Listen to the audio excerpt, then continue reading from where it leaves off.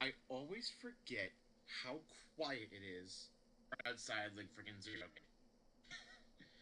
Why do I always forget that? Okay, there we go. We're good to go. We're going. All right. So, um, I part of me feels like I've done one of these this year, but no, we haven't. Vix confirmed this. Um, I want to say like last week, and yeah, I guess there really was no place to put it because we did we did Pikmin 4 primarily so far this year. We did spend some time going back to clear out the rest of Legend ZA, at least for the uh, base game. Wake up! Come on, Switch! Come on. For the base game, we're done now. Um, and I have been keeping up with the Megastone events. I don't think there's a new one currently for this season. They're just doing a thing where it's like if this Pokemon, if you can only use Pokemon that got new Megas in ZA. So anything from the base game or DLC that is exclusive to ZA, which I think is kind of a neat idea. And I'm glad they didn't do it right away because that would mean extra spoilers, which is something I couldn't really avoid anyway. Doing that, I end up seeing the final form of Floette early. But you know, it's fine. It all worked out. We're fine. And then right after that, we went right back and finished up Pikmin 4. And by that I mean that's when most of the playthrough happened.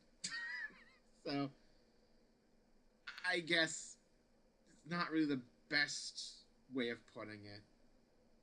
More likely, I actually properly did it. Because I did one stream of Pikmin 4 to start the new year because New Game Plus pun.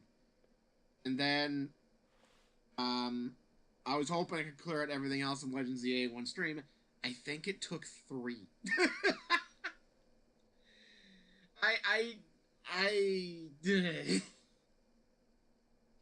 It was a bit of a miscalculation on my part, in all honesty. But, you know, we're finally back to this. I have the mole here from I want to say this is the Excadrill we used in the Indigo Disc playthrough. I want to say the mole was what we used. There might be multiple Excadrills in here. I don't know for sure.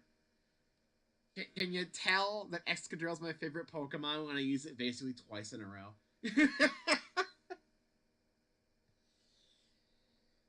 Part of me wants to keep Excadrill in for the DLC when I eventually get around to that, but it's not the point.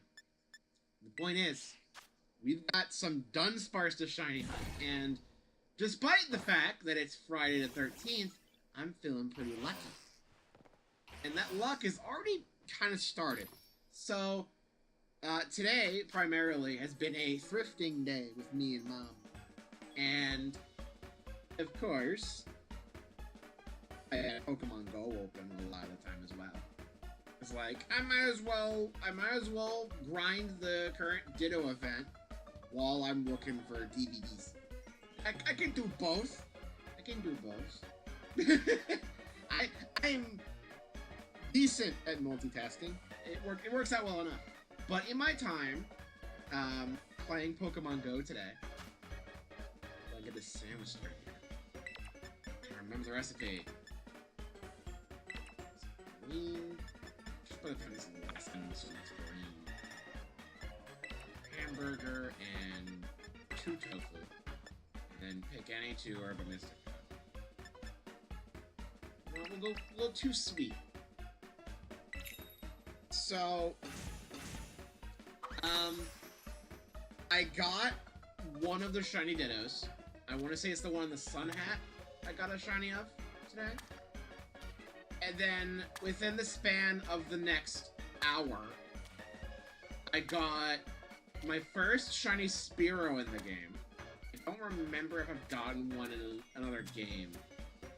So it might just be my first in general. I don't know.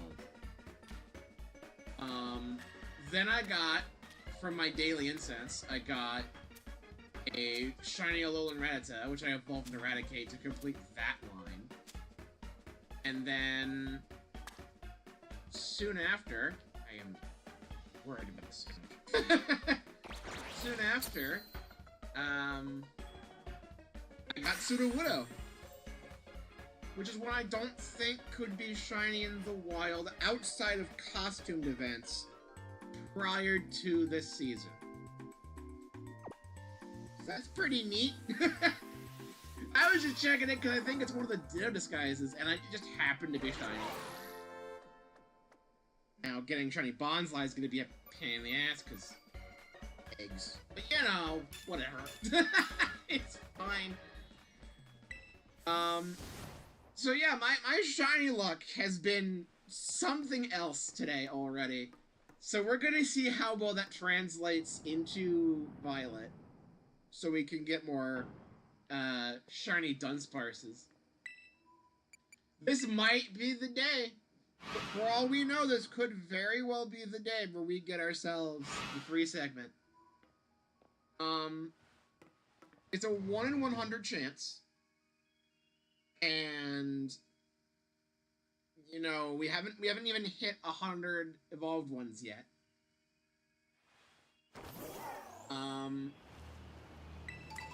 I don't know for sure what odds, like, I understand it's 1 in 100, so you think like you get it in the first 100, but that's not how that works. Probability is a bitch. So, you know, keep that in mind. So, it's not gonna be as easy as, oh, we got 100, we haven't gotten it, guess we've hit full odds, I guess. There's extra stuff going on here, because technically, I'm probably still getting this wrong. I'm not a statistics guy. I'm really not. But, shiny back there already?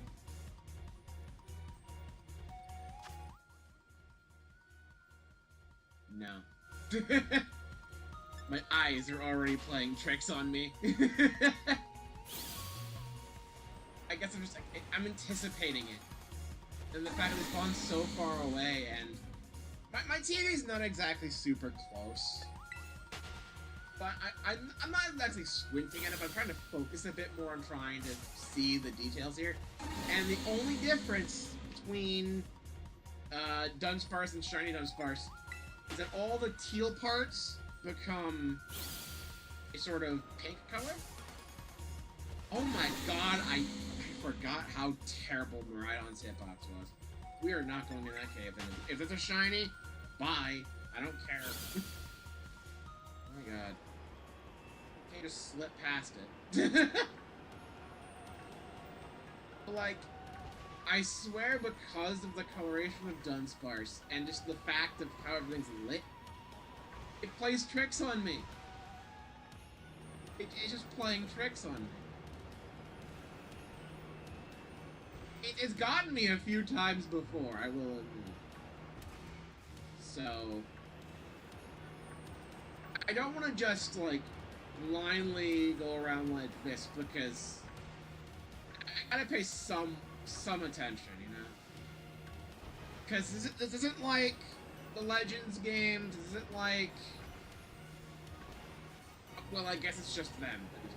It's probably going to be the case in Generation 10 as well, but... this game does not do the little sparkles when you get close. You have to actively engage battle first. So, you know, you could very well just pass by a shiny and not know it, and they never added in that feature. They made it for Legends ZA. They never brought it into this, despite the like, they updated this game with a Switch 2 edition that also didn't add that. Like, guys, what are you doing? That would have been a perfect opportunity, you know? But no, they didn't. But they kept it with Legends ZA, and I'm happy about that. Even if it did lead to a couple of mishaps involving Fletchling. It's like my first shiny fail, which still hurts a little bit, but then it turns out that shiny Fletchling is like the most common shiny in the game. Because they can just show up anywhere. Well, that guy's gone.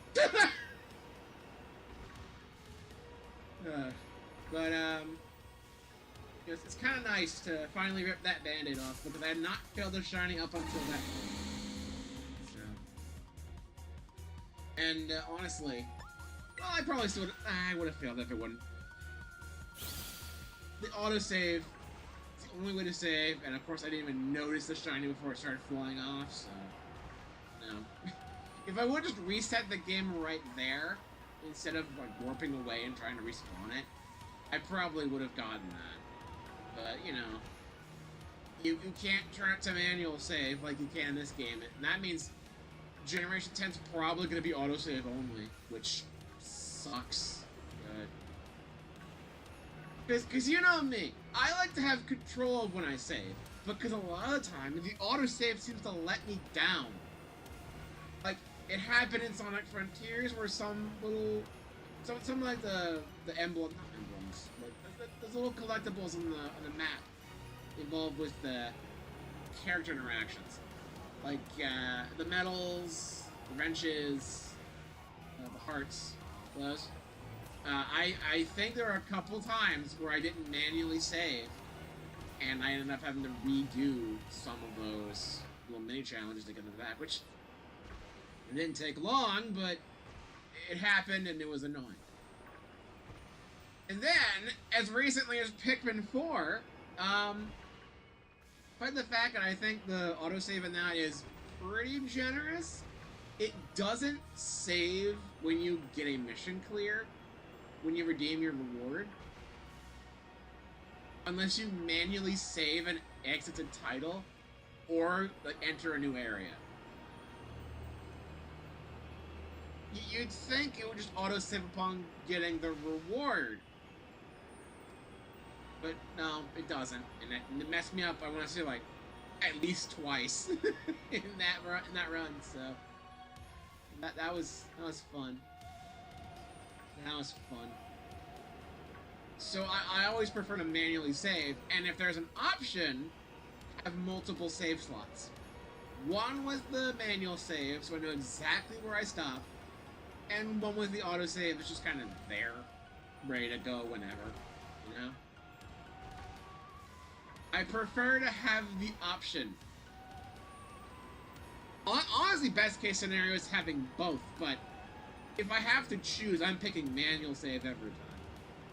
Now, I understand, like, what if like a power outage or something, or the game crashes, and, like, fair enough in that regard. But, like, I'm playing on the Switch right now. A power outage would do nothing. It would just go to battery, and then we'd be fine. I wouldn't lose a thing. And given the fact that the Switch got a successor, I'm pretty sure they're going to keep this this format of home console for quite some time. At the very least, I'm gonna make a prediction for like a decade in the future. We're gonna have a Nintendo Switch 3, and they're not gonna separate it back into home console, portable console like they used to. They're gonna keep the one console mentality thing forever. Or at the very least, until they decide to get experimental again and realize that they can't do half the crap they want without, forcing it to stay put. So, like, But I'm gonna at least predict that we're gonna be seeing at least one more iteration of the Switch concept. before they even try something different. It's kind of weird to say because usually when a Nintendo console gets a direct sequel, like the NES to the Super NES, or Wii to Wii U, DS to DSi to 3DS. That's like the only time that it went for like a threequel. They usually stop after 2. And some people might count DSi and 3DS a little bit differently. But I think they're substantial enough. It's not like DS versus DS Lite, where it's like the main thing is that the DS Lite's a little slimmer and it has multiple is double the brightness options. I think the original DS only had full bright and then fairly dim. DS Lite, I think, added like a couple in-betweens, and that's the one I had. That's the DS I had. But no one counts those as separate, you know.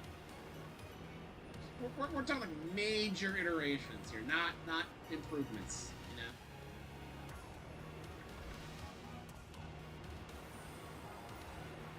Which, yes, means I also believe that the 2DS, as well as the XLs, they're all bundled with 3DS in my eyes. But yeah, the new 3DS has a couple exclusive games because it has extra buttons, but like, it's still a 3DS for the most part. It's not like it's any different besides having those extra buttons, you know? It's like, cool, you have a version of Minecraft, and I'm gonna say Xenoblade X also on 3DS as well. But yeah, those two games, and like, that might be it for exclusives. I think the DSi had more because they wanted to mess around with the camera. You know? Like, DSi was a whole, like, revamp of the whole thing. So substantially different. It's like, you had the camera, you had a whole new home menu, which would go on to be reiterated to be the 3DS one. You had a full-on eShop in that. Back when it was just called like the shop channel. Remember that? Like, they focus a lot more in like internet connectivity and the camera and everything. So like that one, even though it had like 4 exclusives ever, I think it still counts as a full separate thing. My cousin had one. He had a DSi XL, and I was so jealous of him. It's like it's so much bigger than my DS Lite, and it has extra stuff pre-installed, and it's so cool. I wanted to do the Flipnote Studio thing. That looks like fun. And then when I got my 3DS, and Nintendo gave out Flipnote Studio via, I want to say that was. I think that was after they shut down Flip Nintendo, so I think that was my Nintendo at the time. But I eventually got Flipnote Studio on my 3DS and messed around with it, and it's fun. You wonder why there's an entire freaking animation I don't want to say influencer. Like, there's one guy we all know who does Flipnote stuff. Especially, a lot of Flipnote stuff that also breaks the fourth wall where he interacts himself. And that stuff's always fun. Like, Flipnote Studio is definitely something. You gotta love these Dudunsparce streams, man. Because, like, you always, it's always those points where it just turns into generic rambling. So, like, unlike the end of streams, like, literally yesterday, it's the main appeal. This is the yapping stream. These are the streams where, even though I'm focusing fairly intently on trying to get shiny Dudunsparce, it's a lot more relaxed generally. Like, I couldn't interact with chat that much during last stream, for example. or for the challenges. I have to focus on making sure all of my picks go exactly where I want them to, and we're working on fairly strict time limits, and it is something you need to actively lock in for. I was only able to interact with chat maybe like once every few minutes. Like whenever I saw a little bit of downtime, I would glance over and check, and then hopefully go from there. A lot of it was just me being quiet and trying to focus, because I can't interact with something I can't see. And if I talk too much, I feel like I was going to lose a little bit of focus, you know? I felt like I was going to lose some focus. I was like checking it on chat. Part of me wants to say that was why I had the one failed attempt in the purple key, the final level, where I was like less than half a second off, because that was when Wanye first joined. I don't want to say he cursed me, because he very much blessed me right after that. And I want to say was it the very attempt after he went to bed? Like, guys, I want to say he left before I attempted Turf Turmoil again. And then, you know, outside of it being, you know, it took a few tries still, but that went surprisingly smoothly, you know? All things considered. And honestly, maybe I'd be able to do without motion controls. I don't know. I'd maybe have to do more tests in my own time, but like, I don't even want to try it again right now. I really don't. I mean, I wouldn't be doing a full run or anything. I'd just get purples, head to Fulix, hope for the best, you know? It wouldn't be like I'm trying a proper full run or anything. But, yeah, no. There's only so much Fulix one guy can take. No matter how many purple Pikmin are with him. It was a rough challenge. I still think they didn't play test half of it for the hard difficulty. It was definitely not built with it in mind, for sure. Hey! First shiny of the night. And, start. And we're going to press T. Because that's my shortcut for incrementing the counter, because it's kind of far away from everything else. Not like it matters, because I have to use the mouse for my keyboard, because my keyboard's sterile. I don't know what's wrong with it, and I'm not bringing this into the shop. And like, Windows 10 is freaking runs course anyway, so like, I don't know. If I could find out what's wrong with it and fix it, it wouldn't be an issue. But like, you know, this isn't optimal, but it works. That's just kind of the way I play a lot of games, honestly. Like, it may not be the most optimal. It may be incredibly stupid. But I'm gonna try it. And then it just kind of works.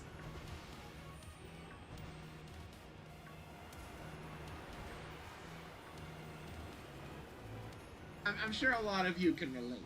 Just like, what's the dumbest way I can do this? And then it just works. And you're like, ooh. Well, anyway, I lost track of what I was saying, because like, right after I finished the sentence, suddenly a shiny shows up behind the fence, and I'm like, okay. We have fully changed gears. There we go. Gotta load everything up.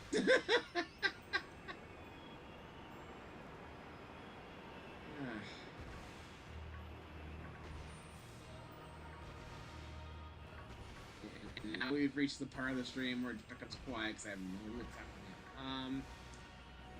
what's happening. You know what? I'm not even gonna say it. I'm not even gonna say it, because every Dudunsparce stream we frickin' do, I always bring up. I always bring out that little topic about why even Friday ones don't work as well. Every time. So you know what? We're just gonna leave a little footnote, and we're gonna move on. We're gonna move on to some other random crap. I don't know what. I'll figure it out eventually.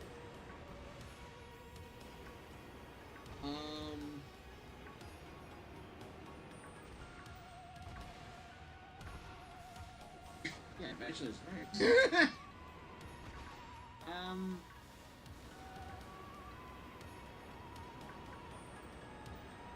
I could maybe take this opportunity to bring up Pokemon Wind and Waves again.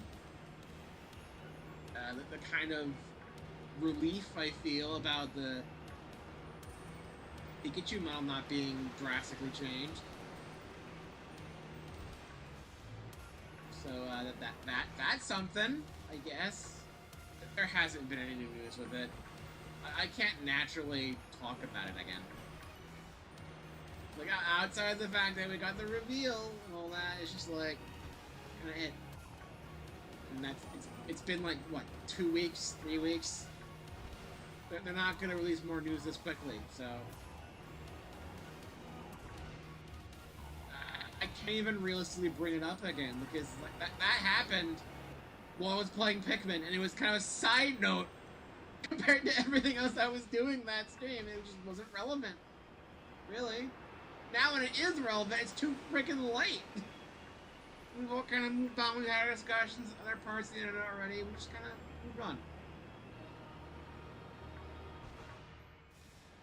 I mean, I did a poll on Twitter when the reveal happened, like, which starter are you gonna choose? And it's the 3 starters or I don't know option. And, you know, not having a huge following, it was a fairly small poll, but it seemed to match the sentiment I saw online, where everyone either wants the bird or the dog. I want the dog. I want to say that Gekwa and, I don't know, still tied at the very bottom. But like that kind of fits the general sentiment I saw online, where it's like everyone wants the Angry Bird or everyone wants the Fire Pomeranian. You know? I saw more comments comparing Gekwa to a Littlest Pet Shop figure than people actually wanted to pick it.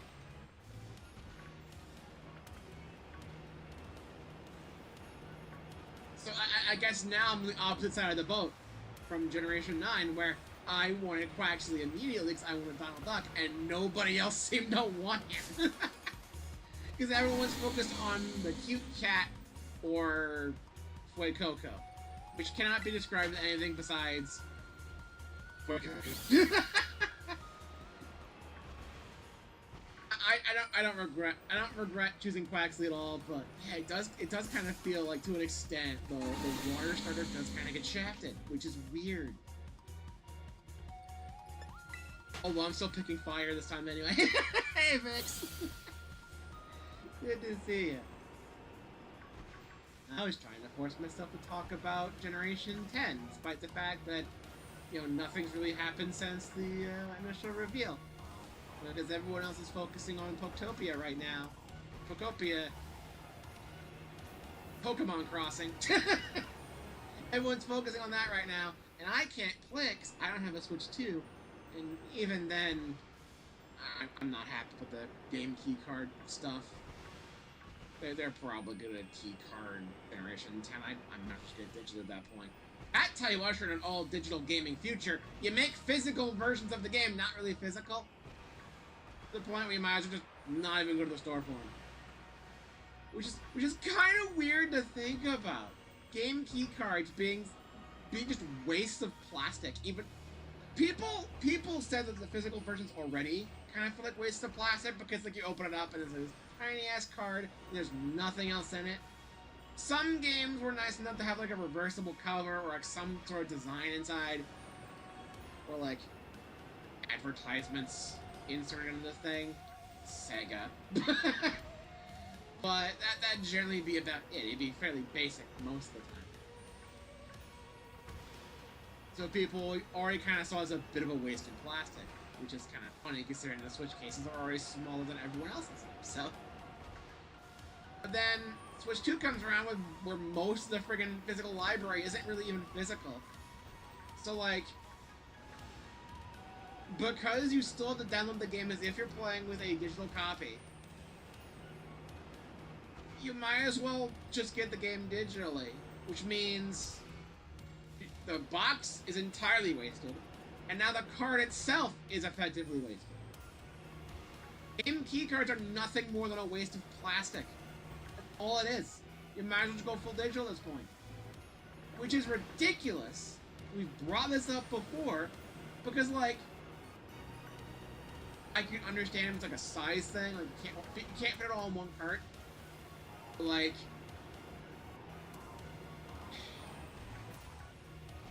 it's so dumb. I think we brought this exact same thing up last time we did Dudunsparce.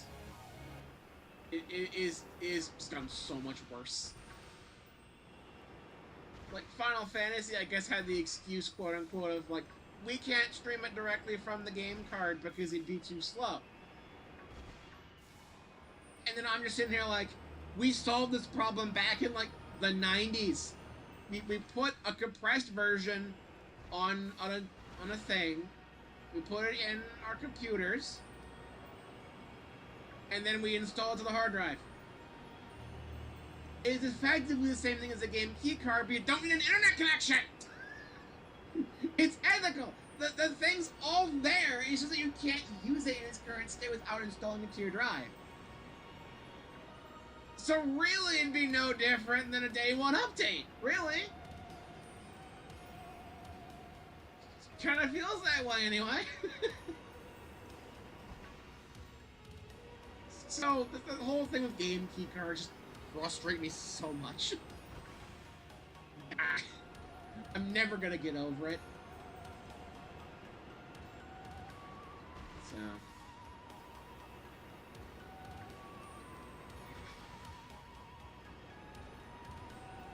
The world of gaming is collapsing more and more each day. Soon we'll have another crash similar to what happened back with Atari. And I'm not sure how we entirely recover.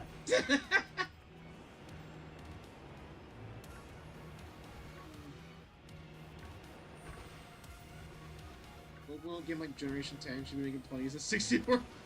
No, here's the thing. We don't know how big the game's gonna be. And Switch 2 games already are larger than Switch 1 games. And Generation 10, just from the little snippet of gameplay we've seen so far, actually looks good compared to what you're literally seeing on screen right now, which at best is PS2. It's like, come on. But like, you never know. You never know, really. Honestly, I wouldn't be surprised if they went full keycard bullshit with Generation 10. And I guess offering different sizes on a cart could help the scenario. They definitely make it a little less warranted to have keycards be a thing at all. The main problem is it shouldn't even be a frickin' option, you know? As for games that are too big for the card, we need to learn how to compress things again. I don't know why the fuck, at some point, I want to say starting around the Xbox 360 generation, we just gave up with compressing things. It's only gotten so much worse from there.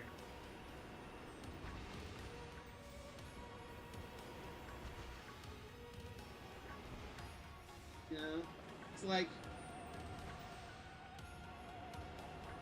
I want to say Monolith Soft is like the only company I can really think of that like fully goes in on trying to compress the game to fit everything in as much as possible. You know? I mean, Nintendo already kind of has a boost in terms of their first-party games because they know how to develop their own console. But, like, have you seen the file sizes on Xenoblade games? It's actually kind of incredible. How much stuff's in those games to the size they are.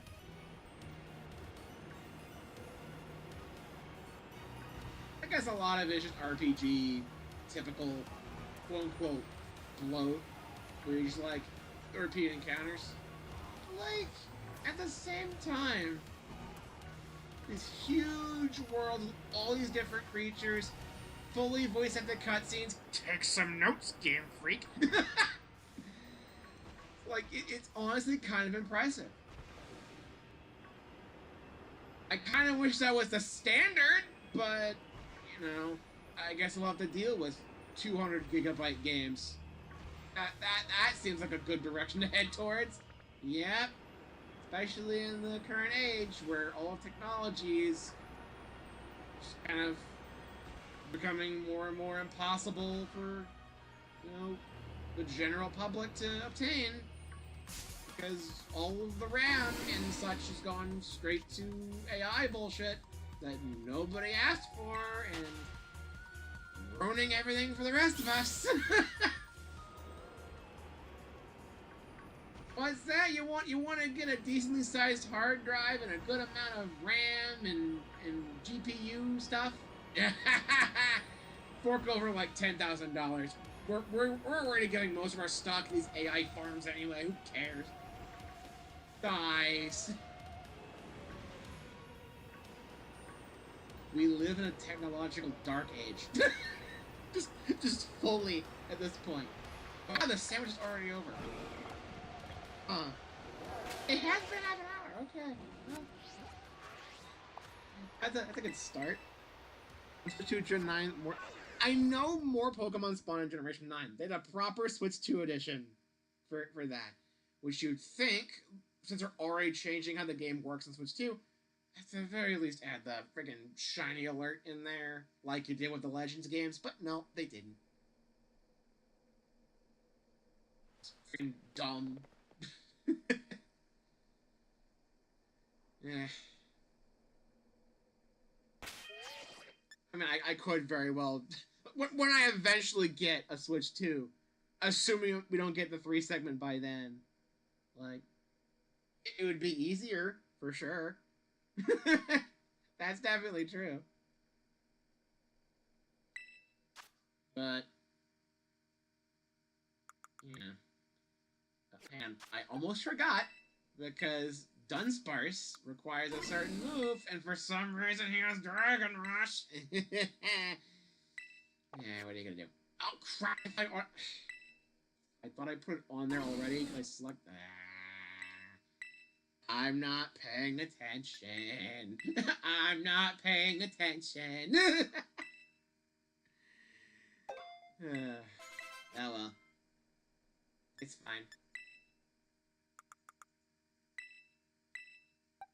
Item, rare candy, and now you evolve. 3? Not even 3-segment. Evolution defined as 3-segment number 75. Da, da, da, da, da, da, da, da. 2 seconds. To be expected. Back again. We're gonna go and put you in our box of way too many Dudunsparces. Here you go. Save her again, so we don't lose it. And away we go again. Hey, this time makes it too easy to find shinies. Okay, remove it in Generation 9. Is that actively what they said? It's like a lot of Pokemon here, it's too hard to find those shinies because, like, they're so subtly different. Or, like, Pandamouse exists. It's friggin' tiny. Like, there was a shiny at one point. Like, I have a shiny Dreepy that I got where I only saw the shiny because it friggin' zoomed in the camera because I was doing EV training. So it's zoomed in on like a Clodsire or something. And I see the Dreepy right in front of the camera swinging on by with the freaking like yellow tips on its head. It's like, oh shit! I showed the clip to a friend of mine and he's like, how the hell did you see that? And I'm like, the game made it pretty obvious after a point. But I don't think I did it first. I don't think I did it first.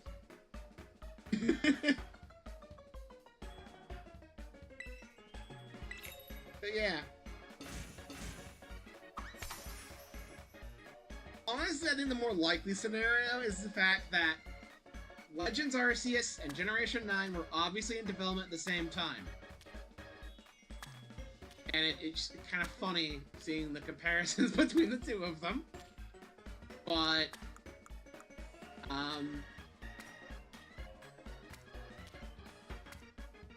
they just didn't combine that part into the main series until, I guess, hopefully Generation 10 will add it in, but I know you're gonna say Legend series is mainline, especially because even ZA is the Pokemon Z we wanted back in what, 2013? From a story sense, anyway, not necessarily from a gameplay standpoint, but you know, you get the point. You get the point. It is mainline. I understand that, but like, it's like a Generation 9.5, you know? It's not like a full-fledged new generation release. So, Arceus just got delayed by a bit. We're supposed to go in earlier.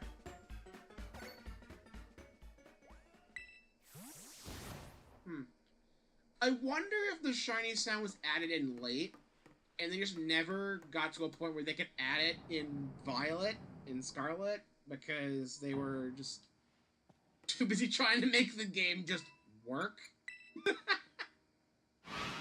It's like, I said this before too, these Dudunsparce streams are very repetitive, aren't they? I've said this before, I fully believe that Generation 9 of Pokemon, with these main two games, are the Sonic 06 of Pokemon. Very clearly rushed out the door with less than ideal circumstances. Dev team being split between multiple projects at once. Because was Arceus also a Game Freak thing? Was it the same team basically working on both?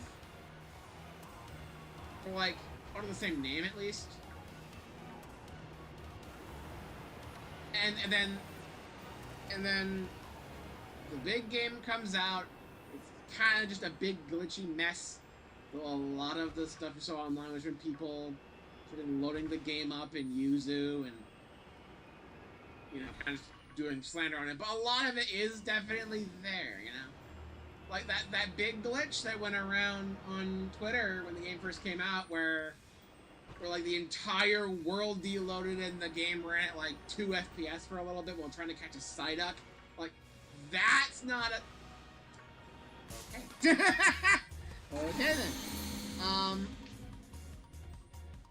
Interesting. What's a Game Freak? Okay, so you probably get where I'm going with this. But a lot of it is just active slander from people not loading the game up right, but the game itself was not necessarily finished. We've come to understand that the northern part of Paldea is just N64 graphics. Like, just kind of it. Like, it's very clear. Like, people made fun of the trees in Generation 8. That's just kind of what Generation 9 looks like as a whole. Kind of pathetic. Kind of pathetic, actually. Look at this! The camera clipped in the ground. I was looking underneath Excadrill. Like, shit like that. game.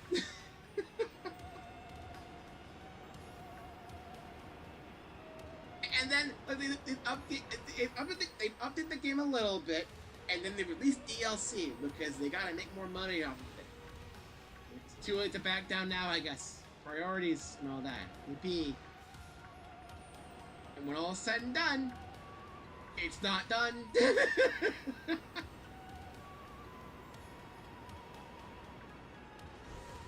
And the only difference is that this is Pokemon, and Sonic is Sonic, and they have their own separate reputations. One of them being the most profitable franchise in the entire globe, all time, probably forever. And the other one, that was the point where its reputation got completely smashed and then never recovered. There's been an effort, but he never has. The trees are one of the few areas of improvement. I mean, you're right, but how much improvement are we talking here? It's still this game, you know? Like, come on. At best, it looks like an Xbox 360 game. Most of the time, it struggles to look like a PS2 game. So I guess ZA is the Unleashed. I mean, I suppose so, but I've also seen people talking about the Gen 4 remakes being compared to Sonic Forces, which I'm not gonna say is entirely unfair to it, but you know, I could definitely see ZA being the Unleashed of Pokemon then, if we're going in that sort of order. Which means that Generation 10 should be a huge, refreshing thing. It'd be the Sonic colors of Pokemon, in that case. And then Generation 11, or whatever new Legends game they slap in between, it'd be this, like, very experimental thing that turns out kind of alright. Nothing spectacular, really. And I know I skipped Generations in there, but I feel like Generations is a weird special case, you know? I'm not even sure what other game would even be classified as a Sonic Generations of that franchise, with that also being a nostalgia-ridden anniversary title. Like, I don't know. So skipping from Colors straight to Lost World feels more. You get the point. You get the point. Hey, Wanye! 2 in a row. Let me guess. You just happened to check Discord again, and there I was. It's nice to see you. Thanks again for the good luck last night.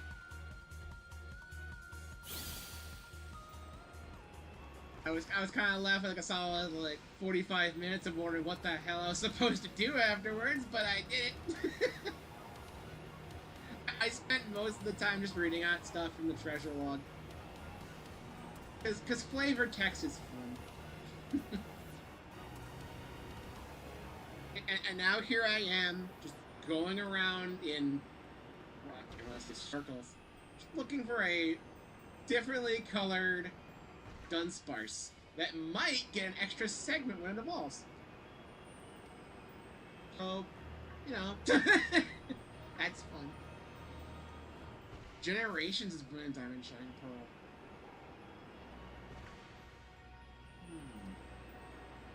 But again, people were already... Again, I saw people online comparing it to Sonic Forces in terms of how much of a letdown it was. It's like it should have just been the ultimate win. In Sonic's case, it's like, wow, it's gonna be like best Sonic cartoon of all time. Sad AM. Except it's a video game. It's gonna be so cool. And they're going back to the more dark stories of the adventure games. We're so back. And then the game is just Brilliant Diamond Shining Pearl. oh my god, we're finally getting Gen 4 remakes. This is gonna be the best thing ever. And then they don't include anything from Platinum, which means they remake the inferior versions of Gen 4. And everyone was sad. No. We're never getting a Heart Gold Soul Silver type thing ever again. but you know. Expectations that were not that were just not. They were just not. And everyone just upset.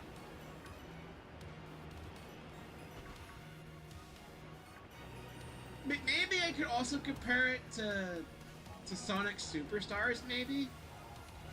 Because, like, it's a similar boat with Superstars. And plus you get the extra link of it being a separate team from the main team, you know? I forgot who did the Gen 4 remakes. But it was not Game Freak directly. It was definitely a different party doing it for the most part.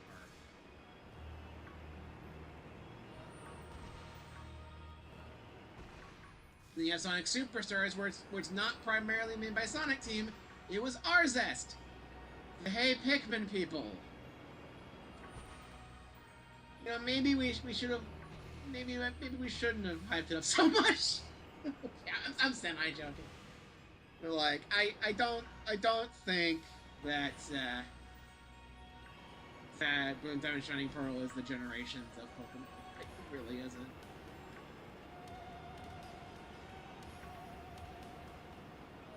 If you want to go the remake route with it, like maybe Fire Red Leaf Green would be a closer fit, but even then, it's hard to say. It's hard to say, really. Let's Go Pikachu Eevee is pretty good, at least. I have not personally played it. I've watched people play it. It seems like fun. But I never played it. And I kind of want to try it at some point, you know? Maybe one day. Pretty Diamond Shining Pearl's nostalgia based, though. This Forza causes time for no reason. Yeah. Forza... Generations had the excuse that... The whole thing with Generations is a big celebration of Sonic's history. Sonic's 20 years at that time.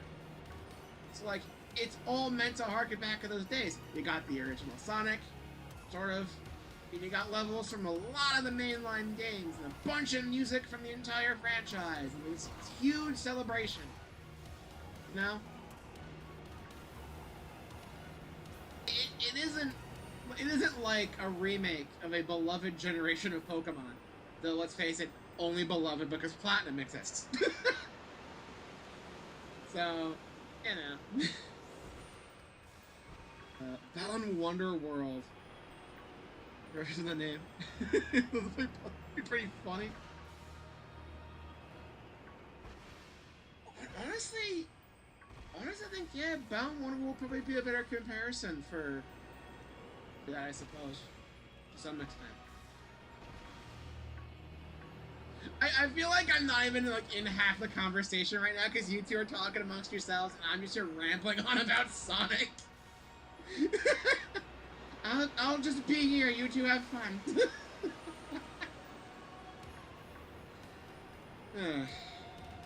Thus is the life of a streamer. It's just kind of how it is. Kind of how it is.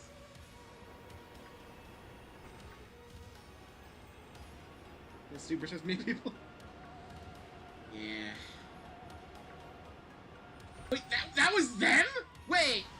Wait a minute! That's even funnier! Oh my god, that is so funny. Okay, you know what? That's pretty good. Oh my god, it all links back together.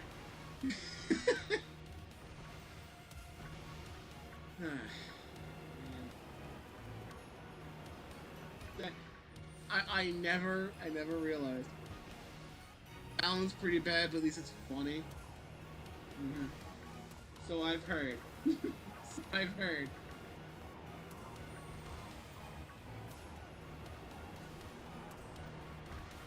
I think I remember people comparing that to Mighty Number 9 a lot.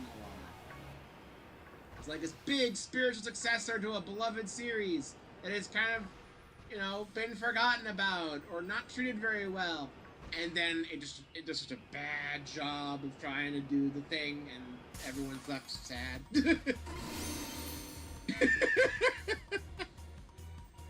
It's just, yeah. You glossed over that crazy style. Hey, I'm looking for this. You guys can have your fun. I'm just doing this. Super Dudunsparce upgrade and output? Yes. But also, it's not spectacular or anything. I still enjoy Superstars, but that game is flawed. You know, it has some moments that, you know, make you question a lot. Like, I'm perfectly fine playing the main game. Just like the main story, it's all good. Trip's story, it had a few things it needed to iron out. But you know, for like an encore mode style thing, it wasn't horrible. It was fine enough, I suppose. The last story, Supersonic Fight, can go die in a fire. That was terrible. Ugh. Absolute disaster of a boss battle there.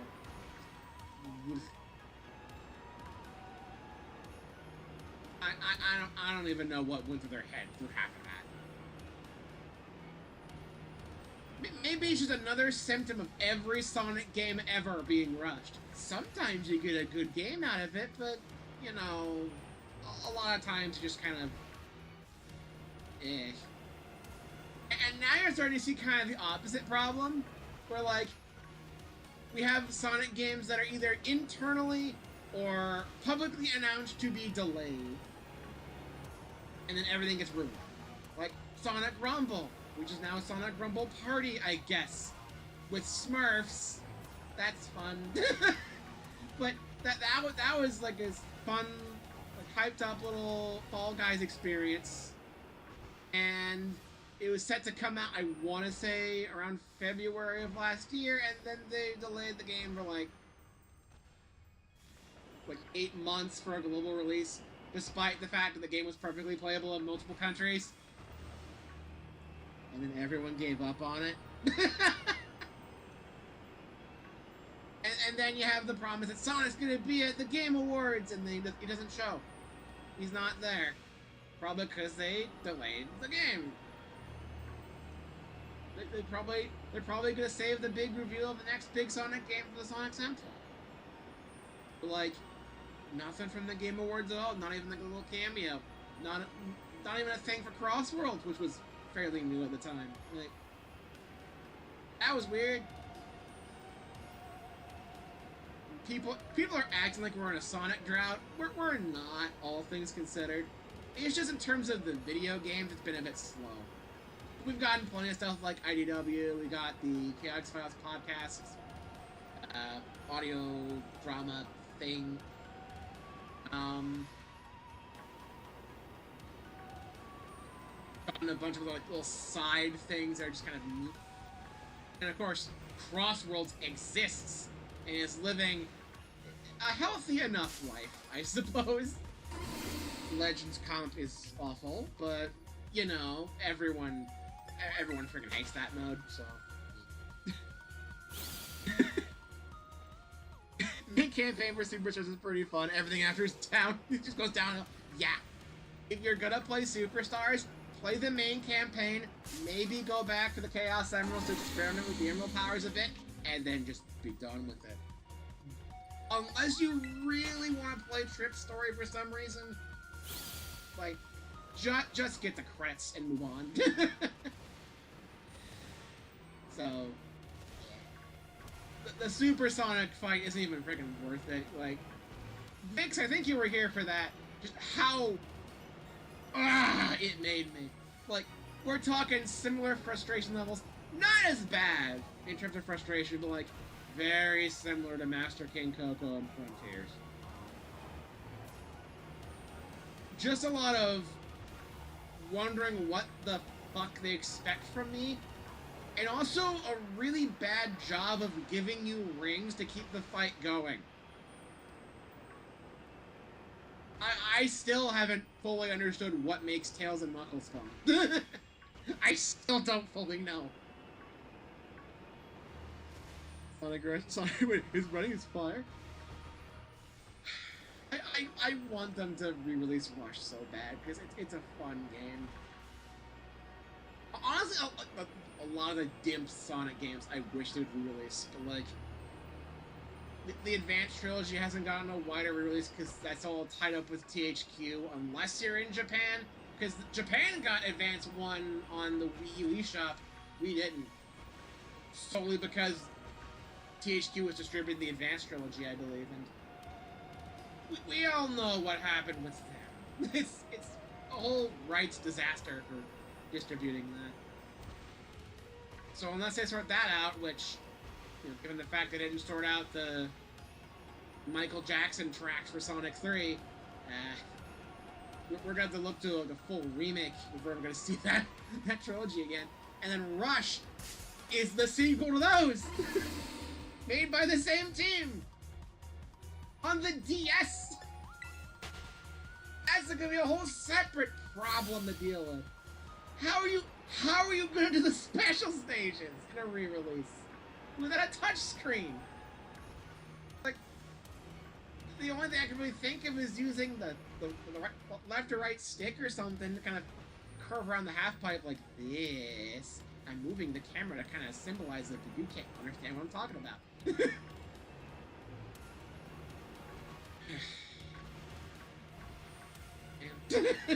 I'm rambling again. Jeff let us down. The Game Awards thing. I mean, that's just true of the Game Awards in general. Let's be honest. Wasn't that High Guard game that was super hyped up by him?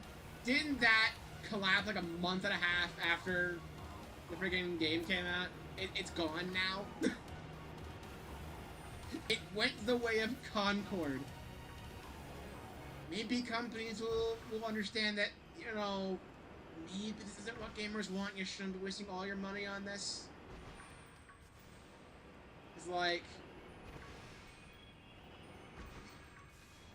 with that kind of gameplay, you either strike gold immediately or the game is literally dead in a month. You know? Sometimes less than that. Wasn't Concord like 2 weeks? It's like, yeesh. Like I said, we're on our way towards a major crash in the video game industry. I feel like we're in a major decline. Everything is just a full-on dark age, I guess, for tech in general, really.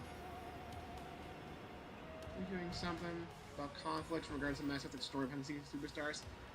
You can tell that some of the story stuff in Superstars wasn't the best implemented. Basically anything involving the Chaos Emeralds in that was just kind of slapped in, it feels like. It's like, a lot of the story you're getting from the tie-in comic and the animated shorts, which are not in the game. They're fully online, and in the comics case, buried somewhere on Sonic's Twitter. Good luck. It's like, we shit on the Sonic Boom series a lot. At least Shattered Crystal had the prequel comic in the game. I'm pretty sure it did anyway. I might be gaslighting myself, but there was a comic in the game that had some backstory in it. So, like, just fucking do that. They put Professor Gerald's journal in Shadow Generations with an unlockable thing you find pages of throughout the game. So, like, even if you don't get the game, you know, it's an early purchase thing, you don't get the physical version, at least you can still read it! It's still there in the game. Why can't they do that with the animations? Put them in the damn game! These things are integral to understanding the full context of the story, and they're just being left out, and a lot of people probably haven't seen the extra stuff. It's a whole thing. And then what's there, it was not done the best. Like, if you don't play the Knuckles level, why does Knuckles suddenly have all the Chaos Emeralds? I didn't get them all in the first run. And then what's the deal with the room? That's the mural you only saw if you pay attention to the animations, which, again, not forced to see those at all. They're not in the game. You may not have seen them. I still don't fully understand the whole thing with the Chaos Emeralds having extra powers on the freaking North Star Islands. I don't know what the deal is with the Black Onyx. Could it be related to that? It's never explained. I don't know. I just don't. And that just goes to show how terribly the story was handled in that game.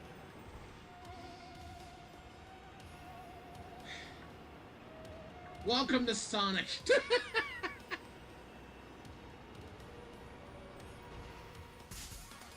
Sonic Crossroads are going to be polished. Maybe next time going to be polished as well? I hope so. It seems like Sonic Team's definitely making an effort to make Sonic as best as it possibly can. Frontiers was definitely a huge step in that direction, but at points definitely missed the mark. But you can tell they were trying to put as much effort as possible into it. And then Crossworlds, I mean, I still have my problems with the game, and I have multiple notable collision issues that have made me toss my controller. But, you know, it generally is a fun time when you're not playing Legends Comp. It's generally a good time, and there is definitely more polish there than I could say Frontiers had. But to be fair, I'm playing the Switch version, so, you know. You're not expecting much polish on a Switch version of the Sonic game at this point. Like, yeah. Sonic Frontiers definitely suffer from being on the Switch. But, like, it's either fully back away from Nintendo, or just kind of deal with it. And they just kind of dealt with it. So I couldn't fully blame them. Crossworlds, they optimized it a bit more on Switch. It's a lot less of a difference compared to their versions. It's a lot less of a difference. Like, yeah, it's a lower resolution. I think some of the stuff is downscaled. And of course, the loading times are noticeably longer. But it still looks good compared to this. Compared to how this game looks. Freaking Crossworlds is a miracle.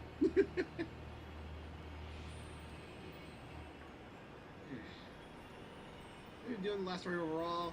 I'm so behind on chat right now. Last story overall, so lost fishing for a Super Sonic Style final boss. Yeah. Double and indie gaming is killing it right now. Look at stuff like Peak, Velatros, Aspire 2, Eugenics. Yeah, but when it's just like a small team, we're doing our own thing, but like, the industry is mainly like the AAA, and I guess if Rockstar is anything to be concerned about right now, quadruple A. Watch GTA 6 be an absolute disaster. But,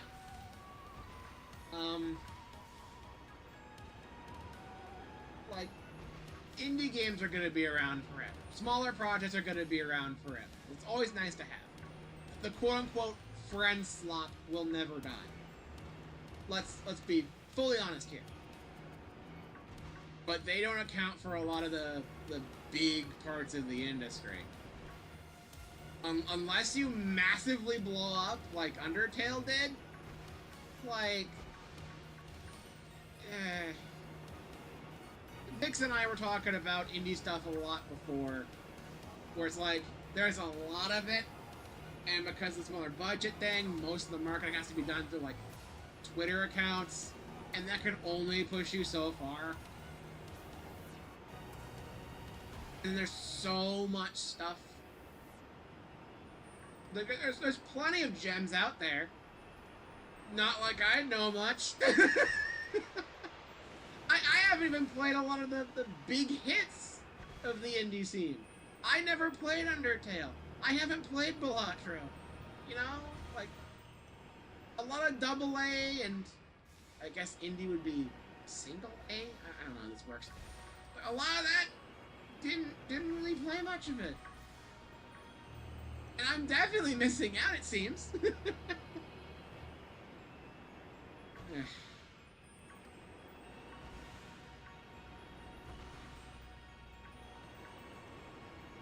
Same page money on this. Free to play live services crashing mostly.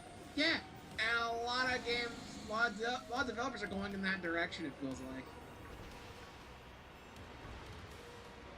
And it definitely hurts. Definitely hurts. I guess part of it I guess kind of stemmed from like how big games like Overwatch were. Like Overwatch is nothing new. Like Team Fortress 2 over here being the GOAT that it is, but combine that with the typical ball and gun gamers who buy the yearly releases of these friggin' sports and Call of Duty and all that sort of thing. They just barely change it, and it's a new release, and then the game dies like fully in a year, and all the online stuff gets disabled and all that. The friggin' a lot of the big companies are just trying to, they're like, ooh, there's a lot of money going on, and I try to aim for them, and then everyone else suffers, and you know, it doesn't work most of the time for a lot of studios. You know, it's a bit of a harsh world out there. Medieval Requiem, Silent Hill, F did good, AAA. Like, yeah, I'm not trying to fully overly generalize everything. There's still plenty of AAA stuff that does well, but I still think there's some decline, at least to some extent, you know.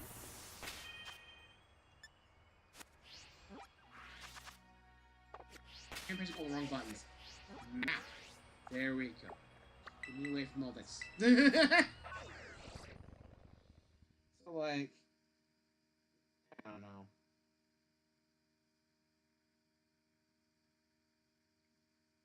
Whatever.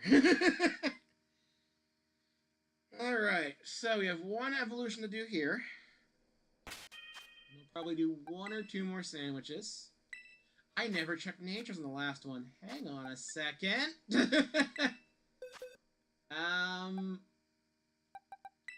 What was the nature on this one? Move. Summary.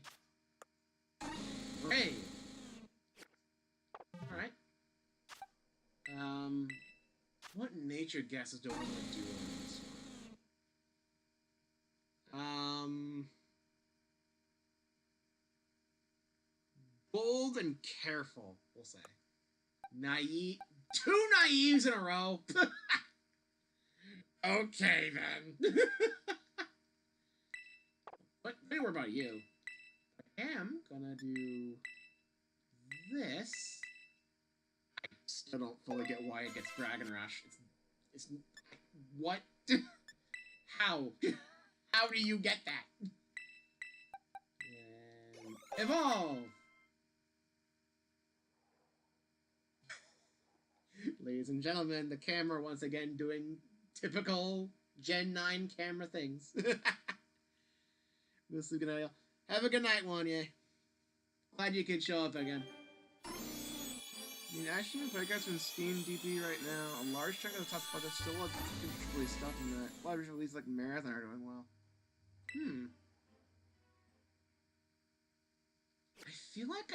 I feel like I haven't seen much talk about a lot of these. I guess the algorithm's being mean to me then. You don't care about ball and gun, so we're not gonna even bring up any of it to you, and you're gonna be stuck in a little bubble. Meanwhile, everything you love and hold close is slowly collapsing on itself. And once again, as usual, the Sonic fanbase is tearing itself apart.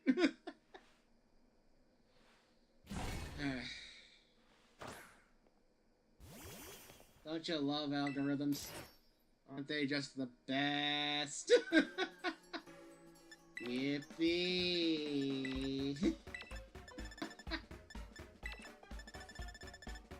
Alright. Tofu. Let's change it up. We'll go spicy. We'll fit the fiery pit. Alright.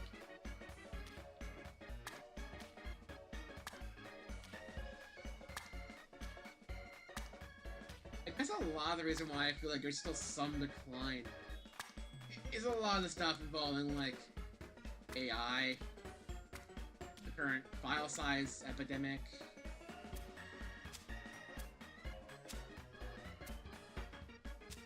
Just a lot of crummy stuff has been happening for a while and only really been exacerbated nowadays. And all the weird, stupid online exclusivity scoops. You know? A lot of Pokemon. Pokemon's been doing that a lot. If you want this particular thing, it's not gonna be in the game any other way. You gotta do online stuff. No. Can we not? Can we freaking not? Like, I'll give Sonic Racing Crossroads this, like, yeah, you lose on decals and horns and such, you don't play the events, which sucks. But at least from what I can tell, the festival gadgets still come back after a time. Not right away. It's not right after the festival. It's just like at least a couple months, I want to say. Because I have some of the earlier festival ones, just not. It's like I don't have the gadget they gave out for the Nights festivals. I did not play that one. My first one was Pac-Man. So that should kind of give you a frame there. Like, I don't know. And then what, Kygar just kind of died loudly. Everything else is going on as usual. Huh.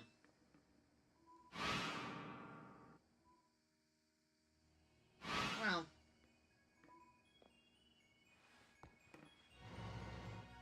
I still feel there's still something a little bit off-putting about.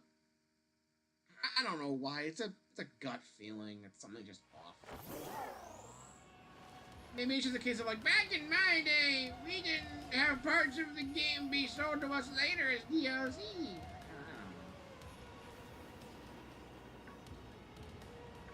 I might just be one of those people.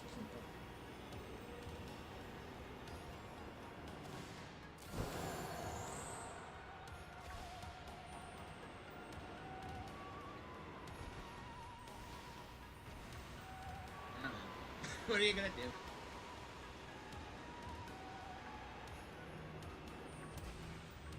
I will say this though, I feel like High Guard, even like game notwithstanding, the gameplay itself, don't care. But I feel like a lot of it was just kind of doomed to begin with because of the fact that wasn't it like the big finale reveal for the Game Awards last year? I guess it is last year. This year we haven't had ours for like solid like. We're not gonna have another one for like 8 months. Like, you get the point. Like it's big things hyped it up, and then it's just not. And everyone's laughing at him again, and Sid the Science Kid jokes. And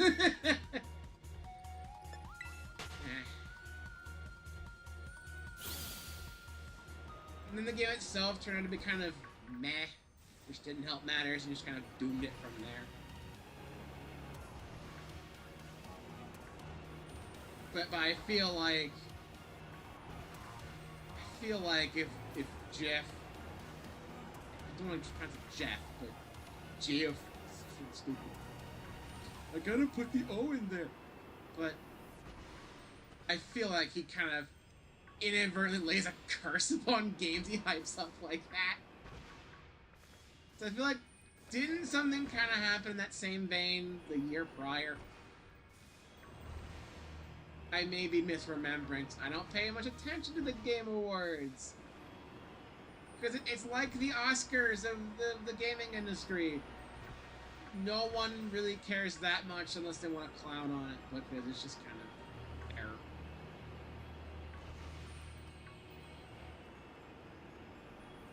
It's like, what are you gonna do? The only time I even vaguely care about the Oscars is when the video inevitably shows up soon after, where your movie sucks, because there's reactions to the Oscars, and either groans a lot or laughs at it a lot. It's a disaster. Or when they do like major stunts, like that was the Will Smith slap, right? That was during the Oscars. Always the big things like that get all of the headlines, and everyone forgets about everything else. None of the rest of it matters. Everyone being pissed that certain things were left out of nominations, I guess. Like Game Awards Best Adaptation. Sonic really should have been there, but no, it was technically the year before, but we held the Game Awards super late in the prior year. Just do the Game Awards in fucking January. Give the December releases a shot, man. Come on. Every time. And then you get the whole thing where it's just like these big studios just, oh, we did so good, we're gonna reward ourselves. And then you see stuff like Game Awards, Expedition 33 kind of sweeping most of the awards, and nobody takes any of this shit seriously. Award shows are kind of a float.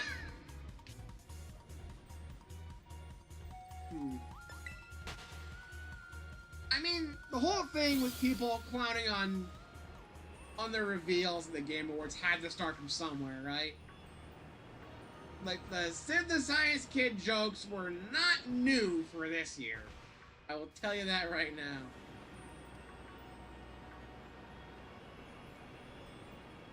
I don't think it's blown up in his face nearly as bad as Highguard did. But I feel like something of the sort did happen, where it's like, he's hyping up this huge game, and then it's just kind of there. Okay? What? Like, all this is, you can very clearly tell who had a bunch of money to throw at marketing. That's all it fucking is. I don't think he cares either way. He's just trying to do a damn award show. It's all about money. How many of those awards in these award shows do you think are just like actively just paid for? Like, dare I say, bribery? Huh?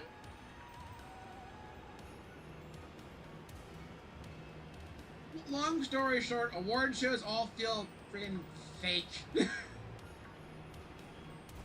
Just one big ego trip, it feels like a lot of the time. I don't even know why we even, like, give it any sort of credit anymore. No. I say that, and then I'm gonna be like, oh wow, this thing I care about actually won an award. That's nice. I shouldn't care at all. The validity of all these awards, just like, it doesn't matter. But also, it just goes to show how poorly managed some of them are, and I don't know. It's a whole mix of emotions there.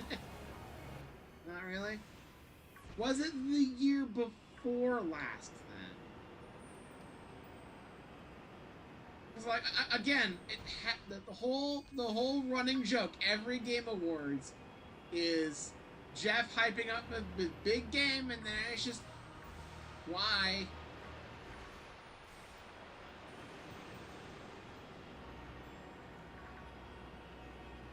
I don't even know why exactly Sid the Science Kid was chosen for the initial start of that meme, but like, it apparently stuck. Like I said, I don't pay too much attention.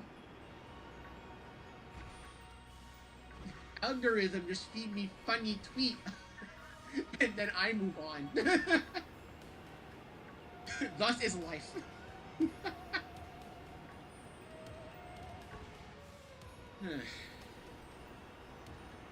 The joke had to come from somewhere, though. I need to know.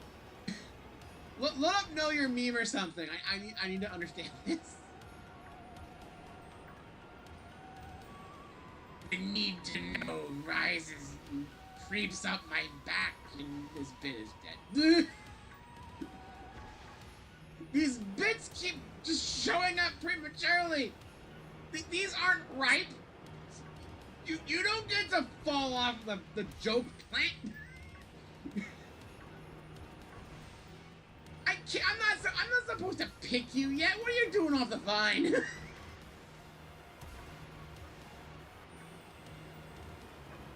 If anything's to be learned from how these streams normally go, I suck at improv. I cannot do improv at all, so don't.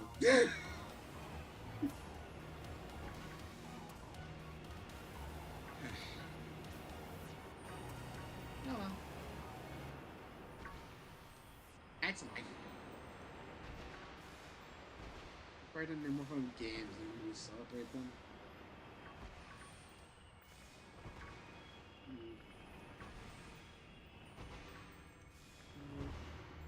Yeah, I can understand that, but also it sort of just fell into the same trappings that other award shows kind of tend to after a certain point. It's kind of like it's one like coding related comic that Wanye put on stream once, back when he was complaining about I want to say Lua in its whole format. He was linked to a comic where it's like there are 30 different coding alternatives, and Milk Panel someone be like, we should totally make something that's good for everyone. There are 31 competing code bases or whatever.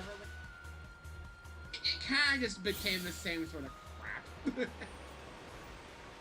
know? But then if we do like a whole new version of it, it's gonna eventually turn out the same way after a point. Like, it's not gonna last more than a couple years before it just becomes that again. I don't know. Like, outside of the meme-worthy moments, do people really care about any of these award shows anymore? Like, the awards used to mean something, and now it's just... I don't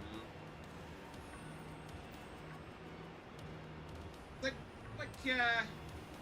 The Oscars for a while, it was like, what wins Best Picture? Disney. Most of the time it'd be Disney. Or like the best animated picture at least, it would just go to them immediately with no contest. Like, what's the point? I wonder if it's because of some sort of exchanging of monetary value. And then, you know, nobody took it seriously. I'm wondering if the Game Awards has also fallen in that trap. I assume it has. Look at what happened with Expedition 33 sweeping, like, 80% of their awards. Like, come on. That does not happen naturally. It literally cannot, dude. It's all fake. It's all fake.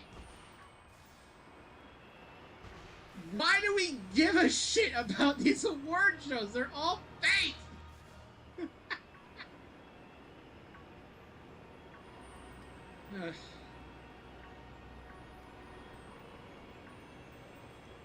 I don't even know, man.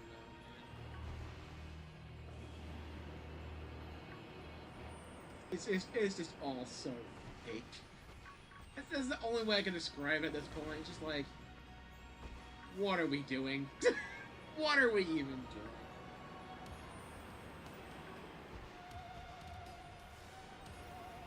Those two have been in prior attempts by a lot.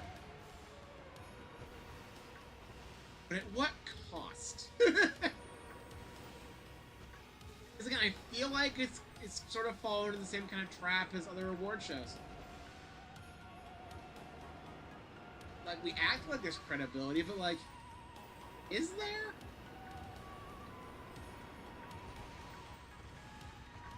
Yeah, at least the Game Awards, you have, like, game announcements. It's sort of a little mini E3 thing since that's gone. You have Summer Game Fest also fills E3 more specifically. You know, Game Awards being like a second one. I think people care more about the Game Awards for the actual game announcements more so than the titular awards.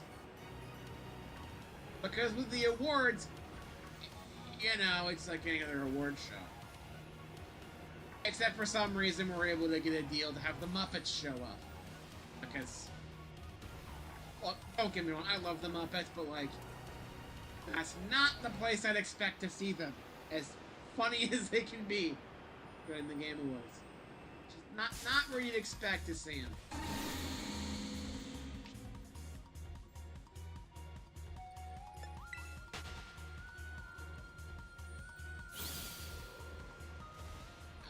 I feel like the Muppets would be a better fit for like the Grammys or something, but like the Game Awards? Really?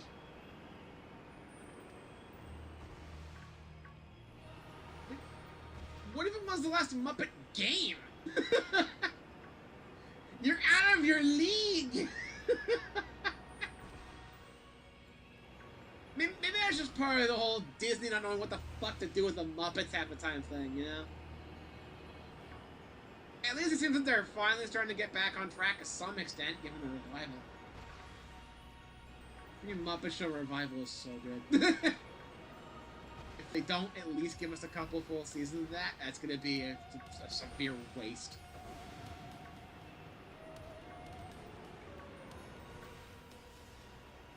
Anyway. Don't you love these streams that just kind of derail into the weirdest of topics half the time? There's no structure. There's no structure with any of these. I just gotta hope that chat has enough activity to, you know, spur more tangents. And the tangents often just tangle themselves up in this massive web we keep revisiting and getting stuck to every time. It did happen naturally though. Awards they won almost like a community voted and brief buzz around it. But that many awards though? That many? That seems excessive. Like, was there just no real competition and they just kind of won by default? Or is it like, again, like, something going on behind the scenes? Because one game shouldn't be winning that many different awards at the same time. You know? It just feels wrong to me. It's like, something doesn't seem quite right there.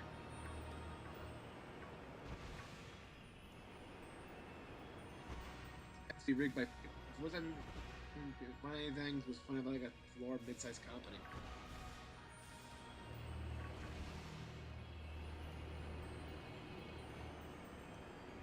I mean, there had to... Something had to be up. Like, I don't want to be so accusatory with this, and I'm a little bit sorry for that, but like, something doesn't sit right with me where a single game can win that many different awards in varying categories. To the point where everyone just refuses to take it seriously.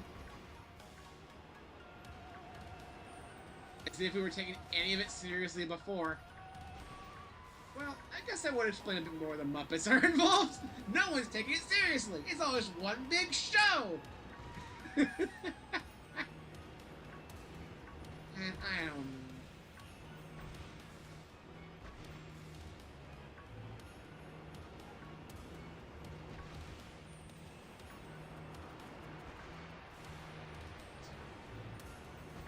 One game wins 80% of the awards, and Rolf says Undertale. I guess we win!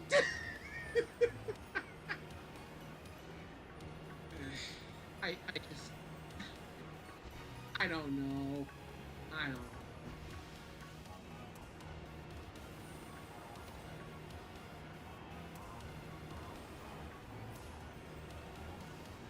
I do like the idea of the community being involved with the voting process, at least. Like, even I saw cracks in that, like, fairly quick. Like, wasn't it like a community vote, like a community best game or something, where it's like between Genshin Impact and Sonic Frontiers, there was a whole freaking war around that. It's like, wasn't that a whole big thing?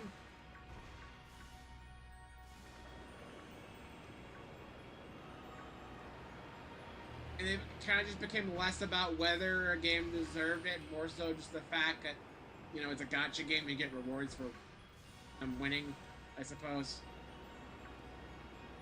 It doesn't seem super honest. Then you have stuff like the Oscars and the Grammys where it's not voted upon by the people. And more often than not, it often just feels like they're completely out of touch. You know? Which is probably the big reason why a lot of people, me included, don't give a shit.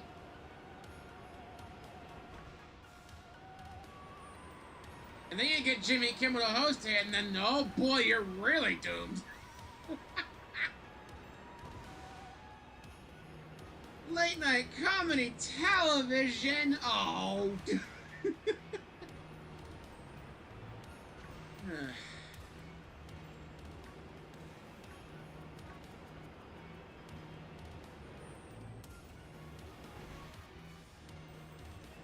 It's just, I don't even. It's just a bigger franchise. Yeah. But then that gets back into, like, it's less about the quality of a specific thing, more just, did everyone get it? Did everyone play it? Is this the one that got all the money thrown at it? That's the one that wins. Not necessarily because it's the best, like we're claiming. And there's also community infighting with the community votes. And oh boy.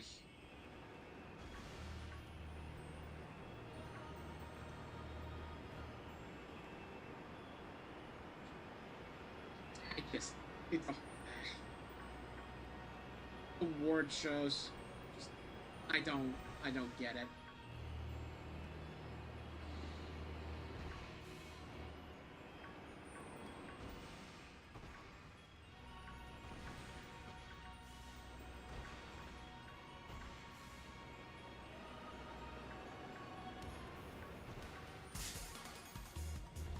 I don't even know what to say anymore.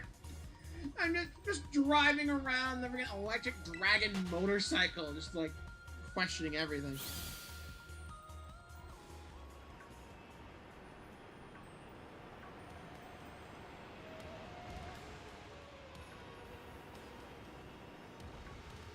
Yeah, why they talked about as being extremely good is one thing, but like, even with other games the internet has clinged on to and touted as like these huge best game ever type deals, they don't get that many awards in one go. Like, was the competition just that bad, or was Expedition 33 just that good? I don't know. I don't trust award shows.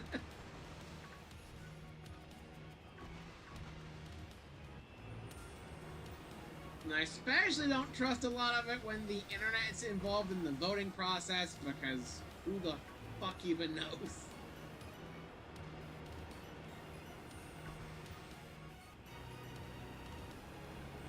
The internet fan bases aren't really necessarily known for integrity and stuff like this. So, like, I don't know.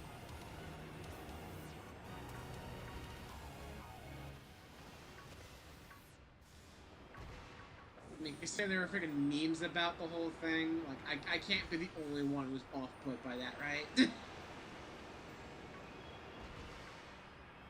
like, I haven't played the game. I can't even say for sure whether it's good or not. But, like, even if it's the best game ever made, you'd think it wouldn't win everything. Especially not, like, 80% of a full-on award show. Like, there's a point where you gotta be like, okay, how is there some sort of behind the scenes stuff going on? How bad is everything else by comparison? I'm questioning everything, and then it just kind of ruins the enjoyment. Like, I can't even say for sure necessarily if it deserved the awards or not, but I can't be the only one off-put by the fact that it did all of that at once. You know? Like, I feel like it ran for almost every category and won a large majority of them. Like, what?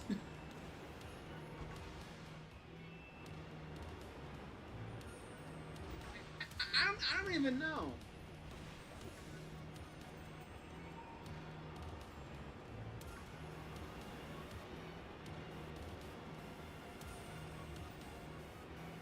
I mean, the very least is probably better than this game, so I'll give it that,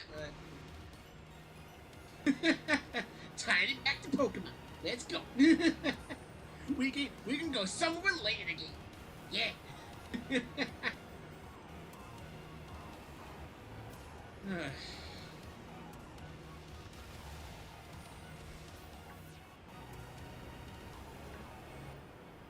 know what's funny about bringing up the Oscars? Aren't they happening like this week? Like somewhat soon-ish?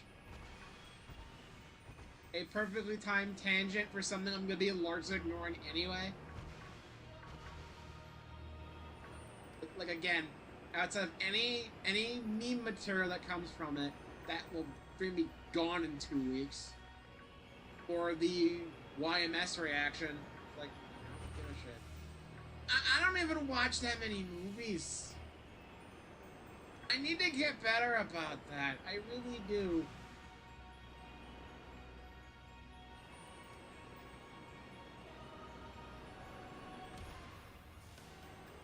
Like, yeah, of course I see the freaking video game movies. Of course I do that, but like, I gotta do more than that. I'm better than this. Like, come on.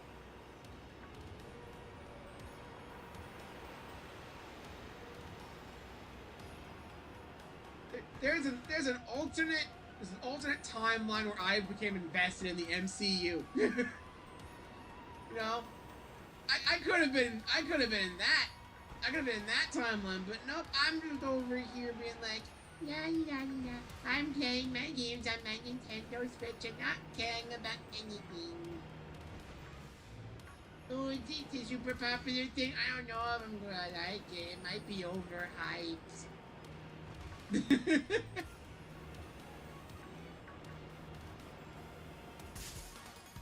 I'm not I don't jump on many bandwagons. I don't jump on the bandwagons at all. I mean, look how long it took me to get into Pokemon.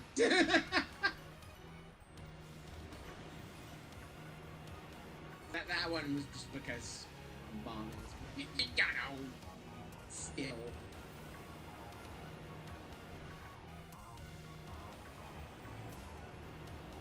When I say I'm an uncultured swine, it doesn't come from nowhere. I'll say that much. I'm still working on maybe patching up a few holes, you know? Seeing what a lot of fuss is about in a lot of these things. Like, I'm definitely not caught up with a lot of new releases or anything. It's like, honestly, outside of the Mario and Sonic movies, I don't even know what else I saw in a theater. Like, since, I don't know, mid-2010s? There was a point where I saw like almost every Disney movie in theaters. When that started to die off a bit, and you know there'd be other movies I would watch in theaters, and most of them would be freaking dog shit.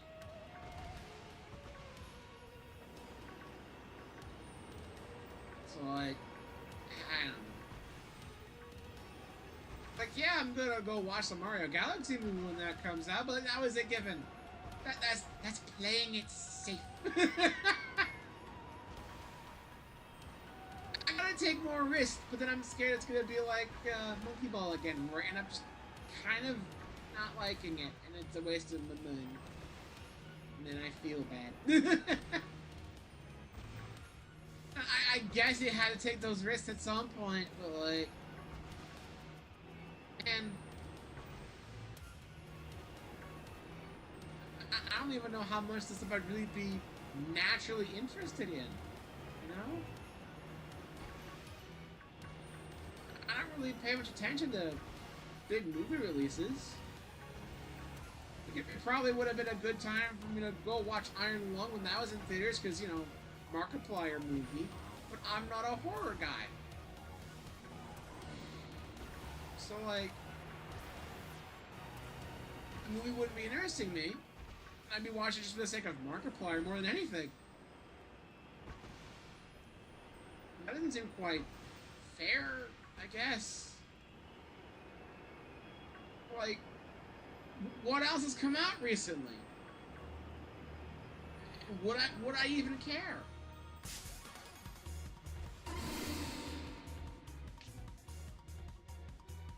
I talk about everything else is more communication in comparison.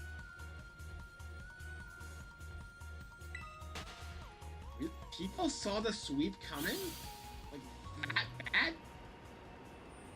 What? Bad's not the right word for it. Just big, maybe, but like... Ow.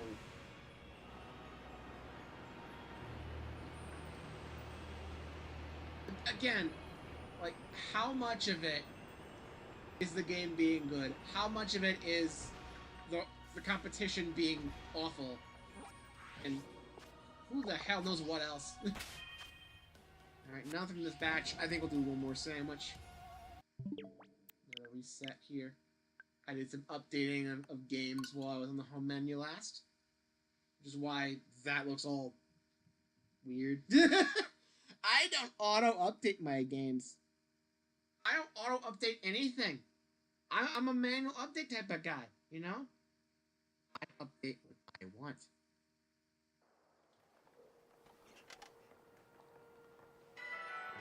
Pretty sure I saved those 2 Dudunsparces that I got last time. I know for a fact I saved the first one. The very least I should have saved them in the party, right? Should be outside? They're outside. Just the mole.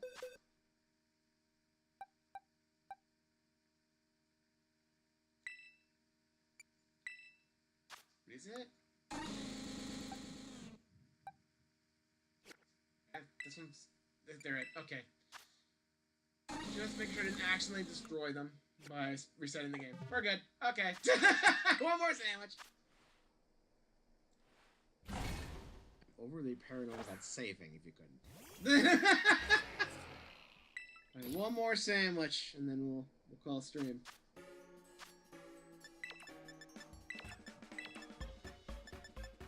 Cats are making a bunch of noise upstairs, running around, being all goofy. Thus is the life of a cat.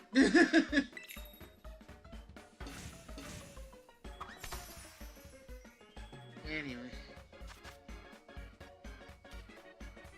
Let's hope for at least one more shiny tonight.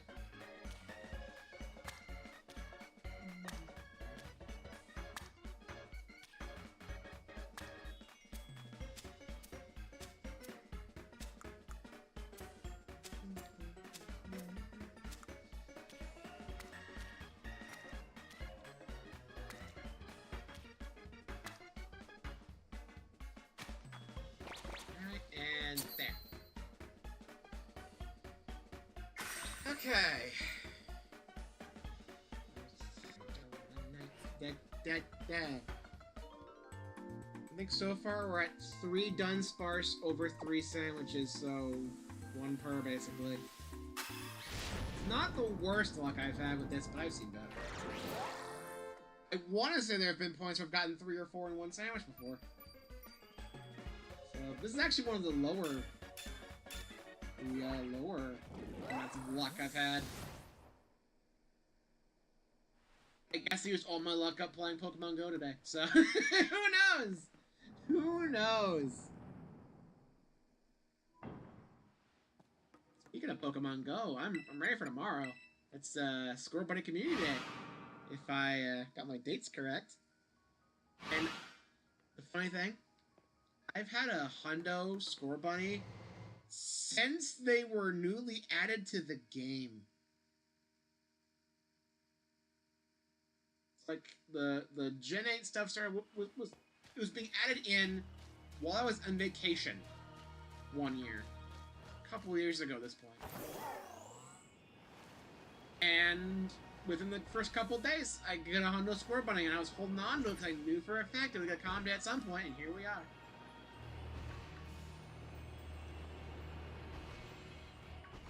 So I'm ready.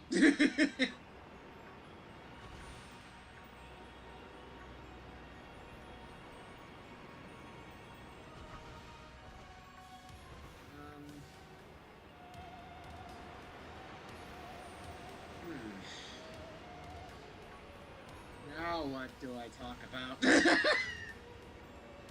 I'm a professional.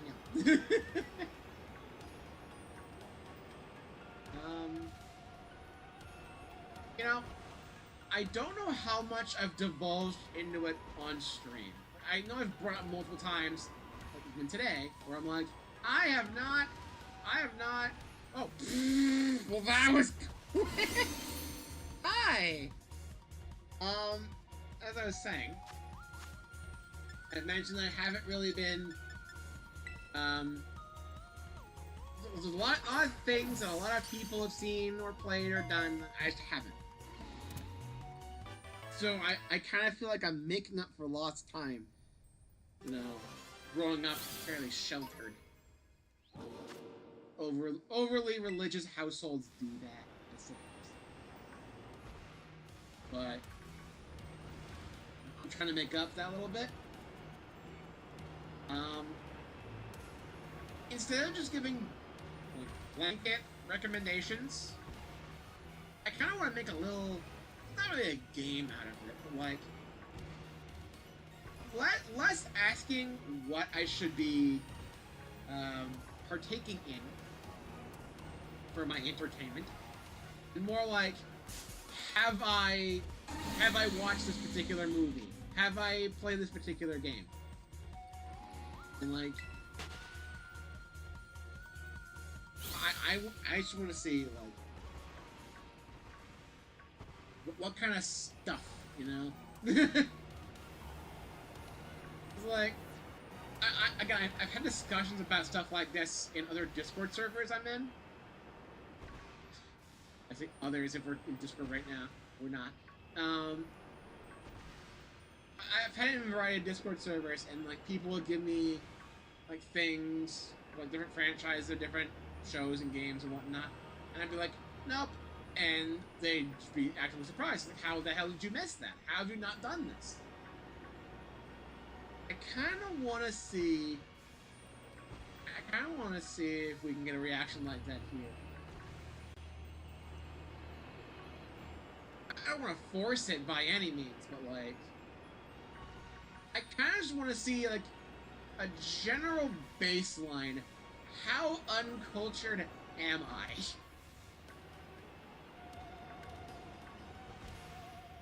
Like, how much have I just been missing?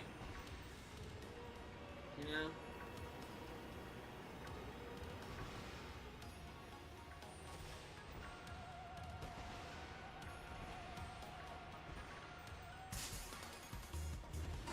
And plus, you know, if it's something good, I could actually add some of my list of things to watch eventually anyway. So it'd still be a recommendation to some extent, but like, You know, last, you should watch this, you should play this. And more so, have you?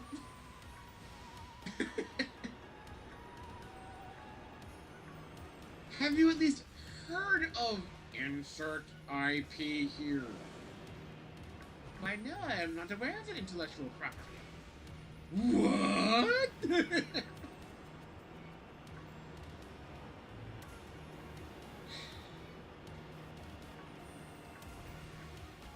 You know what? I'm tempted after stream today just to start the discussion in various discords again. I'm in a few. I'm in a few with the large enough group active at one time where I can, you know, kind of get a lot of responses to it. And everyone be like, "What the fuck? How have you not?" You know, that wasn't the best. Those are the best kind, where everyone around you is actively concerned of how sheltered you were. You're like, oh god, you really do not have a life.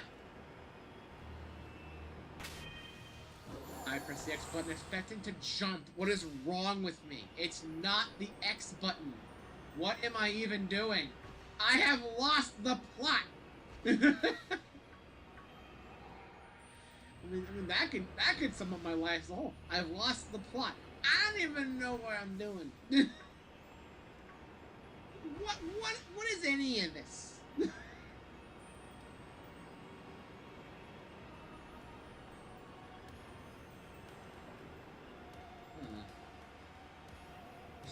That's life, I guess.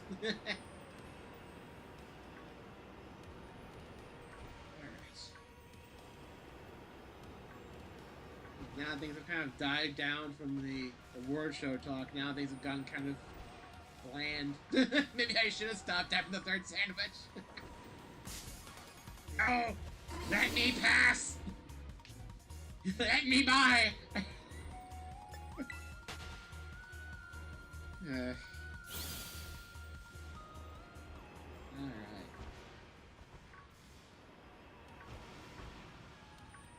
One thing I like a lot about Legends ZA is that you are more in charge of when you get in encounters. It's not you got vaguely close, you're in this now. It's like, yeah, they're gonna try attacking you, but like, you can run, you can leave. If you're good enough at dodging, they won't even hit you. You're in full control over whether or not you actually get into these encounters. Not so much here. Oh, you drove vaguely close to a fletchling? Guess you're getting into a battle with it. Yeah, it's like... Yeah, it's a sense of a freaking ping-pong ball, but like... You drove within half a mile of its existence, therefore you have to battle it. The hitbox on Miraidon is not good. It is very bad entirely.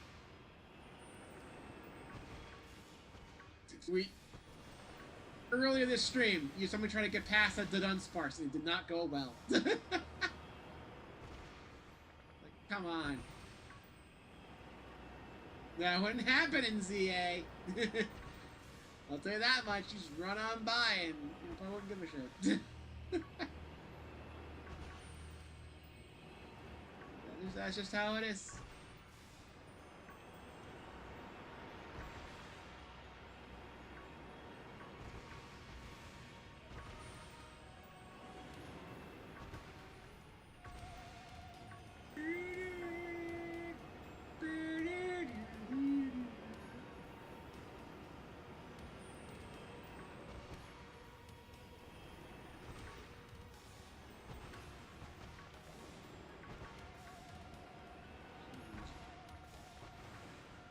You know, it's weird to think about, but there's gonna be a time in our lifetimes where Generation 9 gets remade. And then we'll have a good version of the game.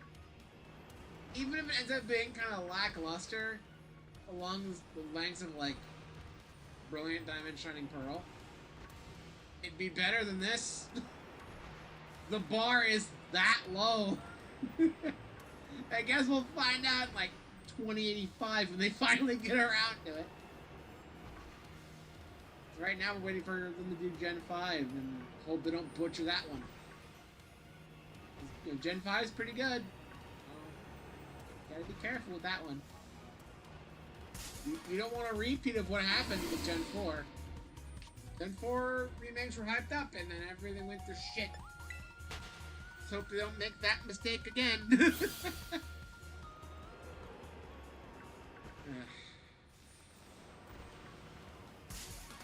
See, look at that! Look at that hitbox! I was nowhere close to that Dudunsparce, and I still got in a battle with it. What are these hitboxes, man? I kind of feel like the hitboxes for some of these encounters shouldn't be like an area around the Pokemon. It should be like, if your model comes in contact with their model, you battle. You know? Like, if I drive past narrowly, I should get past. Well, shit. I was gonna drive by this 2 segment to show off how bad it is again, and then it turned out to be a shiny! So, I guess I'm not driving past it then. This game and its comedic timing are something else.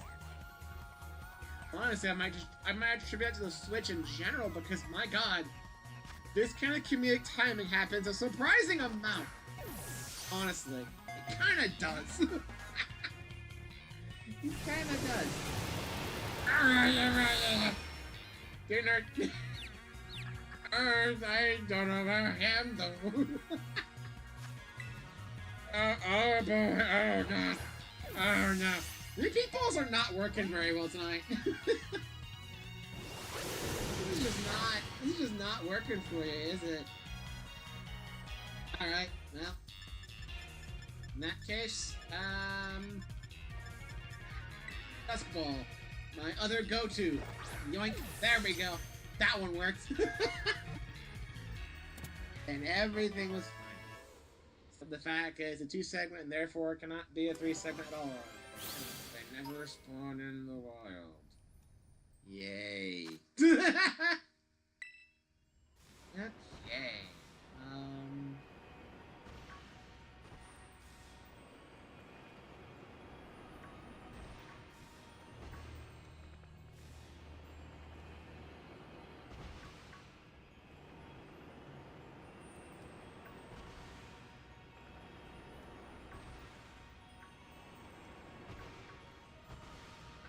I don't even know what I was saying anymore.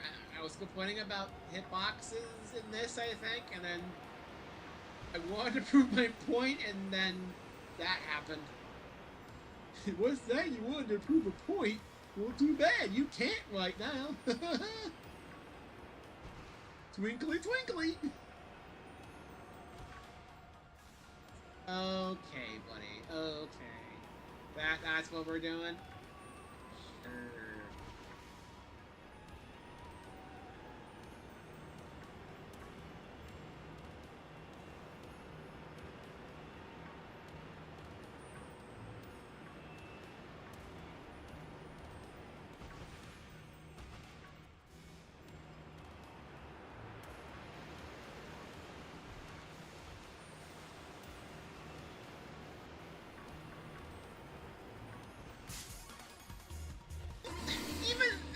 Box. Like, my theory with Dudunsparce is that it's like a whole circle around, where it's like the diameter is the length of Dudunsparce, and then like the circle created by going around that. You can't even say it for Dudunsparce there. I was definitely way outside. So why the heck did I get into a battle there? What? Why did that happen? It shouldn't have.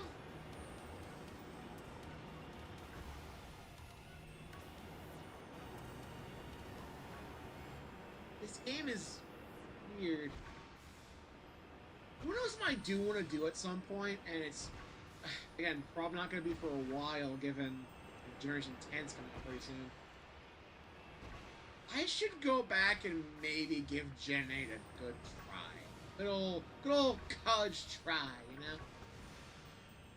It's Like, I was just kind of there watching everything unfold. I never actually played it. So I kind of want to give it a shot sometime.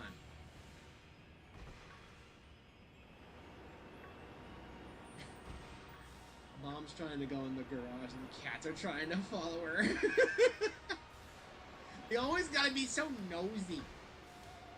They're so nosy. They constantly have to get themselves into everything. Get themselves in trouble. It's like, dude. Am I right? Just like that, I suppose. Just kind of left over the sandwich anyway. 15 minutes. I don't remember why I have skill swap marked on the screen there. Did I need... I think I needed skill swap for a certain Terra Raid build, and then I just never took the marker off? Because I don't need it anymore. I really don't. Eh.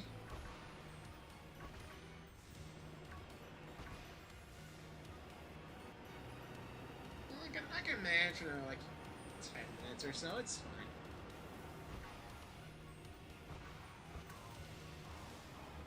You can see now that everything's kind of just died down and we're now towards the end of the stream, everything's, the entire vibe is just so different.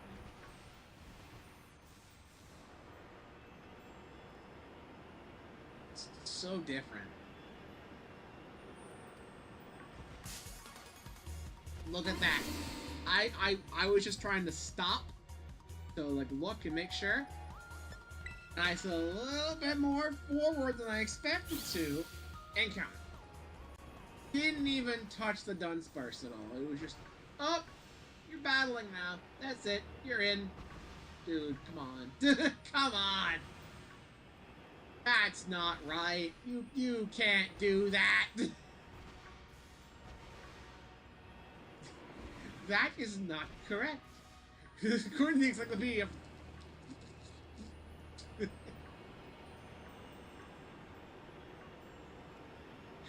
I feel like we've talked about Vine on here before.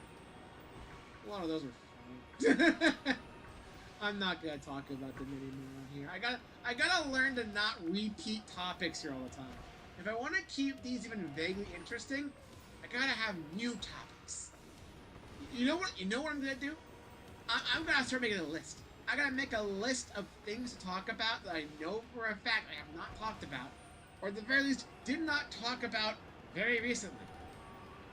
And then I just refer that damn list when I do this stream.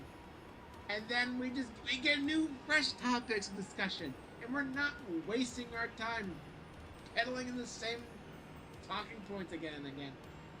Like, we get it, game key cards are bad. We know that you struggle with trying to make up stuff on the spot to entertain people. Sonic the Hedgehog exists. Good job. Like, I gotta do better. I have to do better. Which, you know, I guess that means I'm putting more effort into shiny hunting Dudunsparce on stream than I really should be. But, like, there comes a point where, like, most of the Dudunsparce streams have just been kind of this, you know? Which means that for any sort of entertainment, it comes down solely to me and what I have to say. And a lot of times, I just don't. And I'm talking about this again. I said I wouldn't, but this time I have a plan. I have countermeasures to prevent this from happening again. I will make these Dudunsparce streams interesting. So help me God.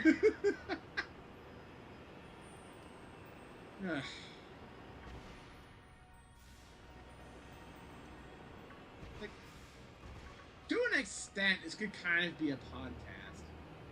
I could kind of just turn this into a 2-hour podcast. Always something I could do, right? I mean, to some extent, that's what all shiny hunters have to do if they're doing something online like this. You know? There's always gotta be a little something.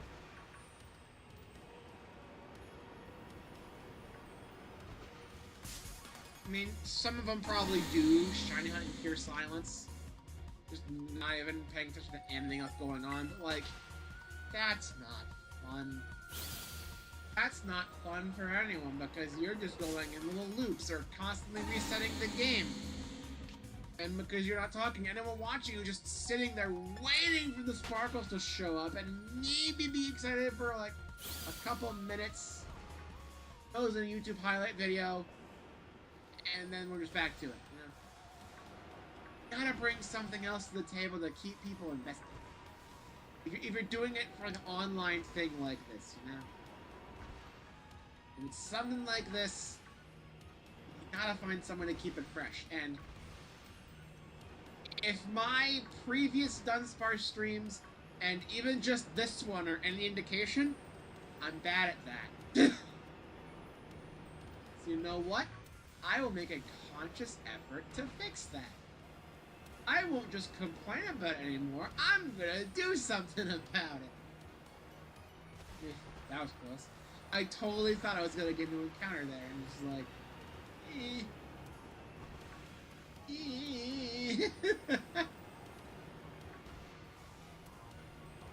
You know, there's a little part of me. After this is done that wants to keep coming back to this to complete the shiny living decks, but like, no. No. Maybe if Generation 10 has some fun shiny hunting things in it, maybe I'll do it there. So I don't know if I want to do it in ZA, especially because I don't have the DLC for it. Not yet. ZA still gonna have plenty of time.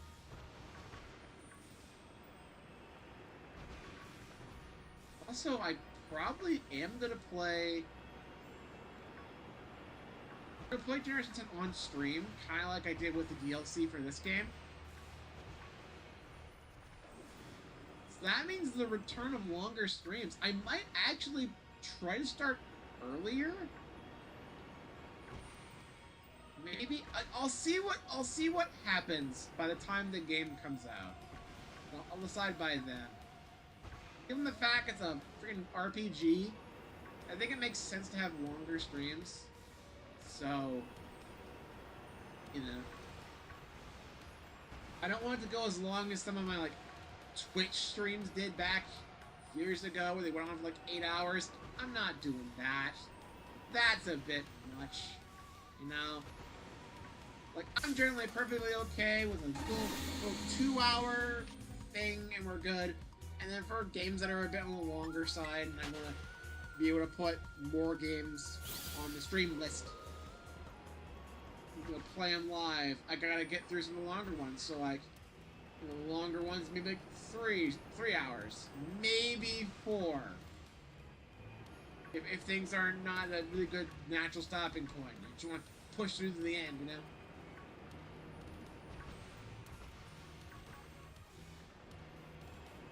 And you know, with the way I generally play Pokemon, I'm gonna be going for the full Pokedex, right? So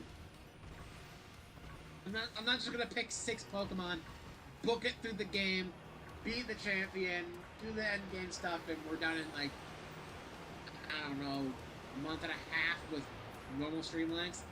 I'm gonna try to do a lot more. Maybe I won't true 100% it. I won't fight every trainer or anything, but like, I at least want to complete the Pokedex, which is something I still haven't done in this game. I still have to get. Oh God, I'm blanking on the names. Gouging Fire and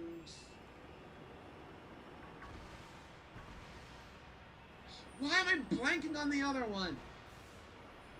Gouging Fire and...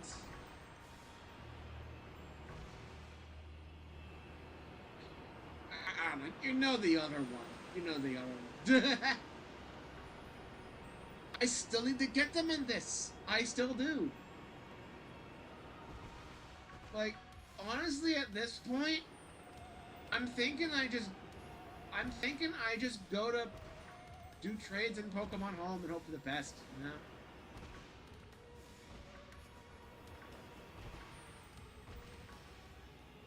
And I put them in here, I get to keep them, and there you go. That's the Paldea Pokédex complete. For real, we're fully done, you know?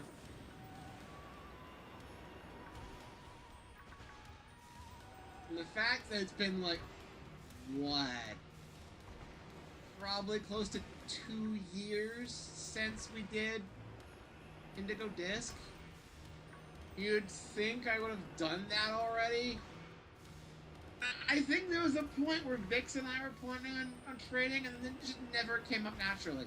We just never had the right time for it. Because either Vix didn't actually have the Pokemon yet, or we were doing something else, or our schedules didn't line up.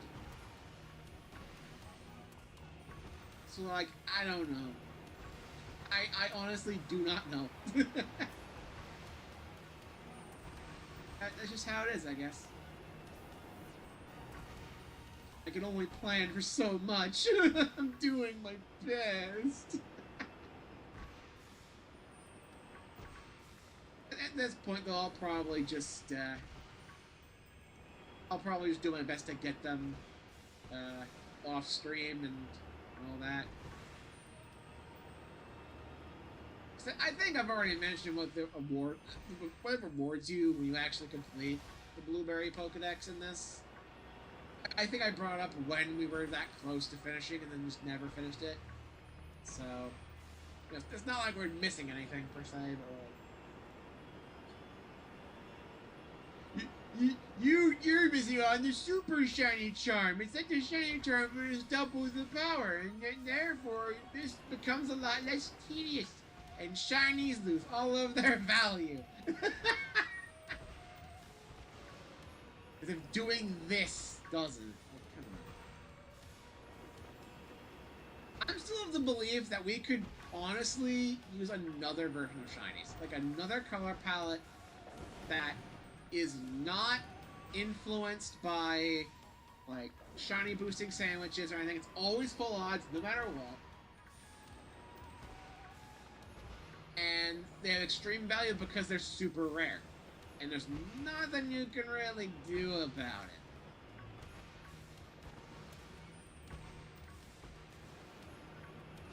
I would love for something to be a possibility. I know some fan games kind of do similar things to that. Like, I want to say Poké Rogue does something like that, where there's multiple tiers of shiny. Not that I know personally, because I think I got like one shiny in that game ever, and then just stopped playing because like roguelike Pokemon clearly isn't for me. But like, you know, it'd be kind of nice to have a little something for the full odds shiny hunters, you know, so they can actually complete their Pokedex and everything, and yet, you know, not be fully locked out of their full odds shiny hunting without resetting their game. Nice happy middle ground. Shiny still get to do whatever they want with those, and then they have the super rare variant and everything.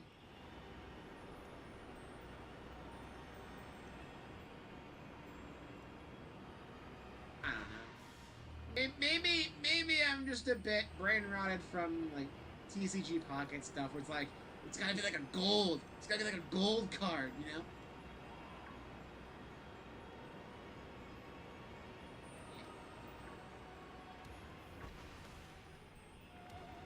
It would be nice if some of these actually got like new variations, though.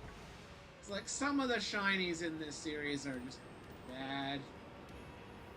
And then you get those cases like Gengar, or most recently Glaceon, where they change the color of the base Pokemon to look more like the shiny. but they don't change the shiny at all, so they just kind of blend together, and it makes you question what we're even doing. And it's sad, you know?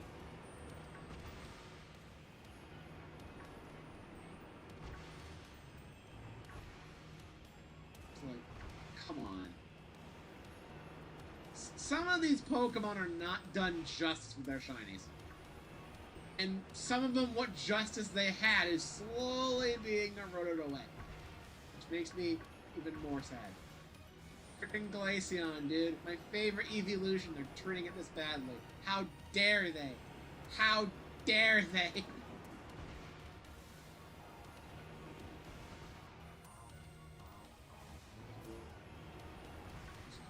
Just watching this Dudunsparce like climb on a wall. Like, what is he doing? Sandwich is done. That's it. Well, I think this day overall is not super lucky. I think we got 4 shinies today, which isn't great. It's not great, but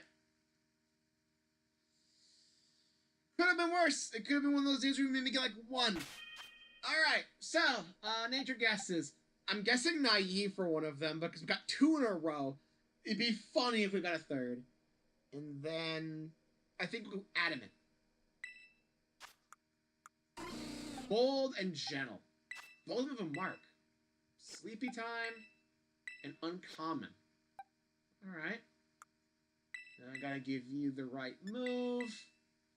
Because you're weird like that. Welcome to Pokemon sometimes, I swear. Open a bag. Get a rare candy, evolve you. And then we're gonna assume it's gonna be a 2 segment, and then I'm gonna turn off this game and wait a couple more weeks for them to bring back Empoleon, so then I can be kind of caught up with the Mightiest Mark stuff. Because I do have a Garchomp sitting in the box waiting to be put in if they don't bring that one back. So, no, there's a chance, but you know, just in case. It's not even like I technically have every Mightiest Mark Pokemon anyway, because some require extra. It's like, go ahead and put these 2 in here. We go to our Mightiest box. In here, you may notice we have Pokemon like Eevee and Pikachu who evolve, meaning that there's a Mightiest Mark Raichu, technically, and Mightiest Marks of all 8 evolutions as well. There are 9 extra Mightiest Marks that haven't been distributed like this. And Mew, they give you a Mew in a little event thing, and then you use the Battle Mewtwo, and that gives it the mark. It's the only Mightiest Marks they did like this. And there's Porygon too. It could be Porygon Z. That's what, 10 total Mightiest Marks that aren't distributed like this that could be added on. It's like, dude. Dude! Also, oh yeah, this Mewtwo. This came from home. This came from Pokemon Home. I forgot about this. I got, like, sometimes you do the wonder trading in Pokemon Home and you get stuff like this. And you check it, you check the levels, you check the ID and the trainer and everything. Check where it's from. And it's like a level 70 shiny from a Alola. It's not boosted to 100, doesn't have a nickname. It doesn't have a nickname to my knowledge. I don't think... I think that might just be the Japanese name of Mewtwo right there. I don't know. I can't read Japanese. Can't you tell? But all signs lead this being legit. Because when I got it, it was this. At level 70, it was shiny. From a Alola. Like, the only thing that maybe worries me a bit is the fact that it has a hashtag in the trainer name. But even then, like, who knows? Usually if it's a hatch shiny, they go all out with it. This thing doesn't even have a held item. Come on. Usually when you hack at a shiny, you give it a Master Ball or something. So, like, I don't know. It seems legit enough. It even has bad IV. It even has like bad nature. You'd want special attack on Mewtwo, not physical. I don't know. Point is, we're done. So that's gonna be it for stream.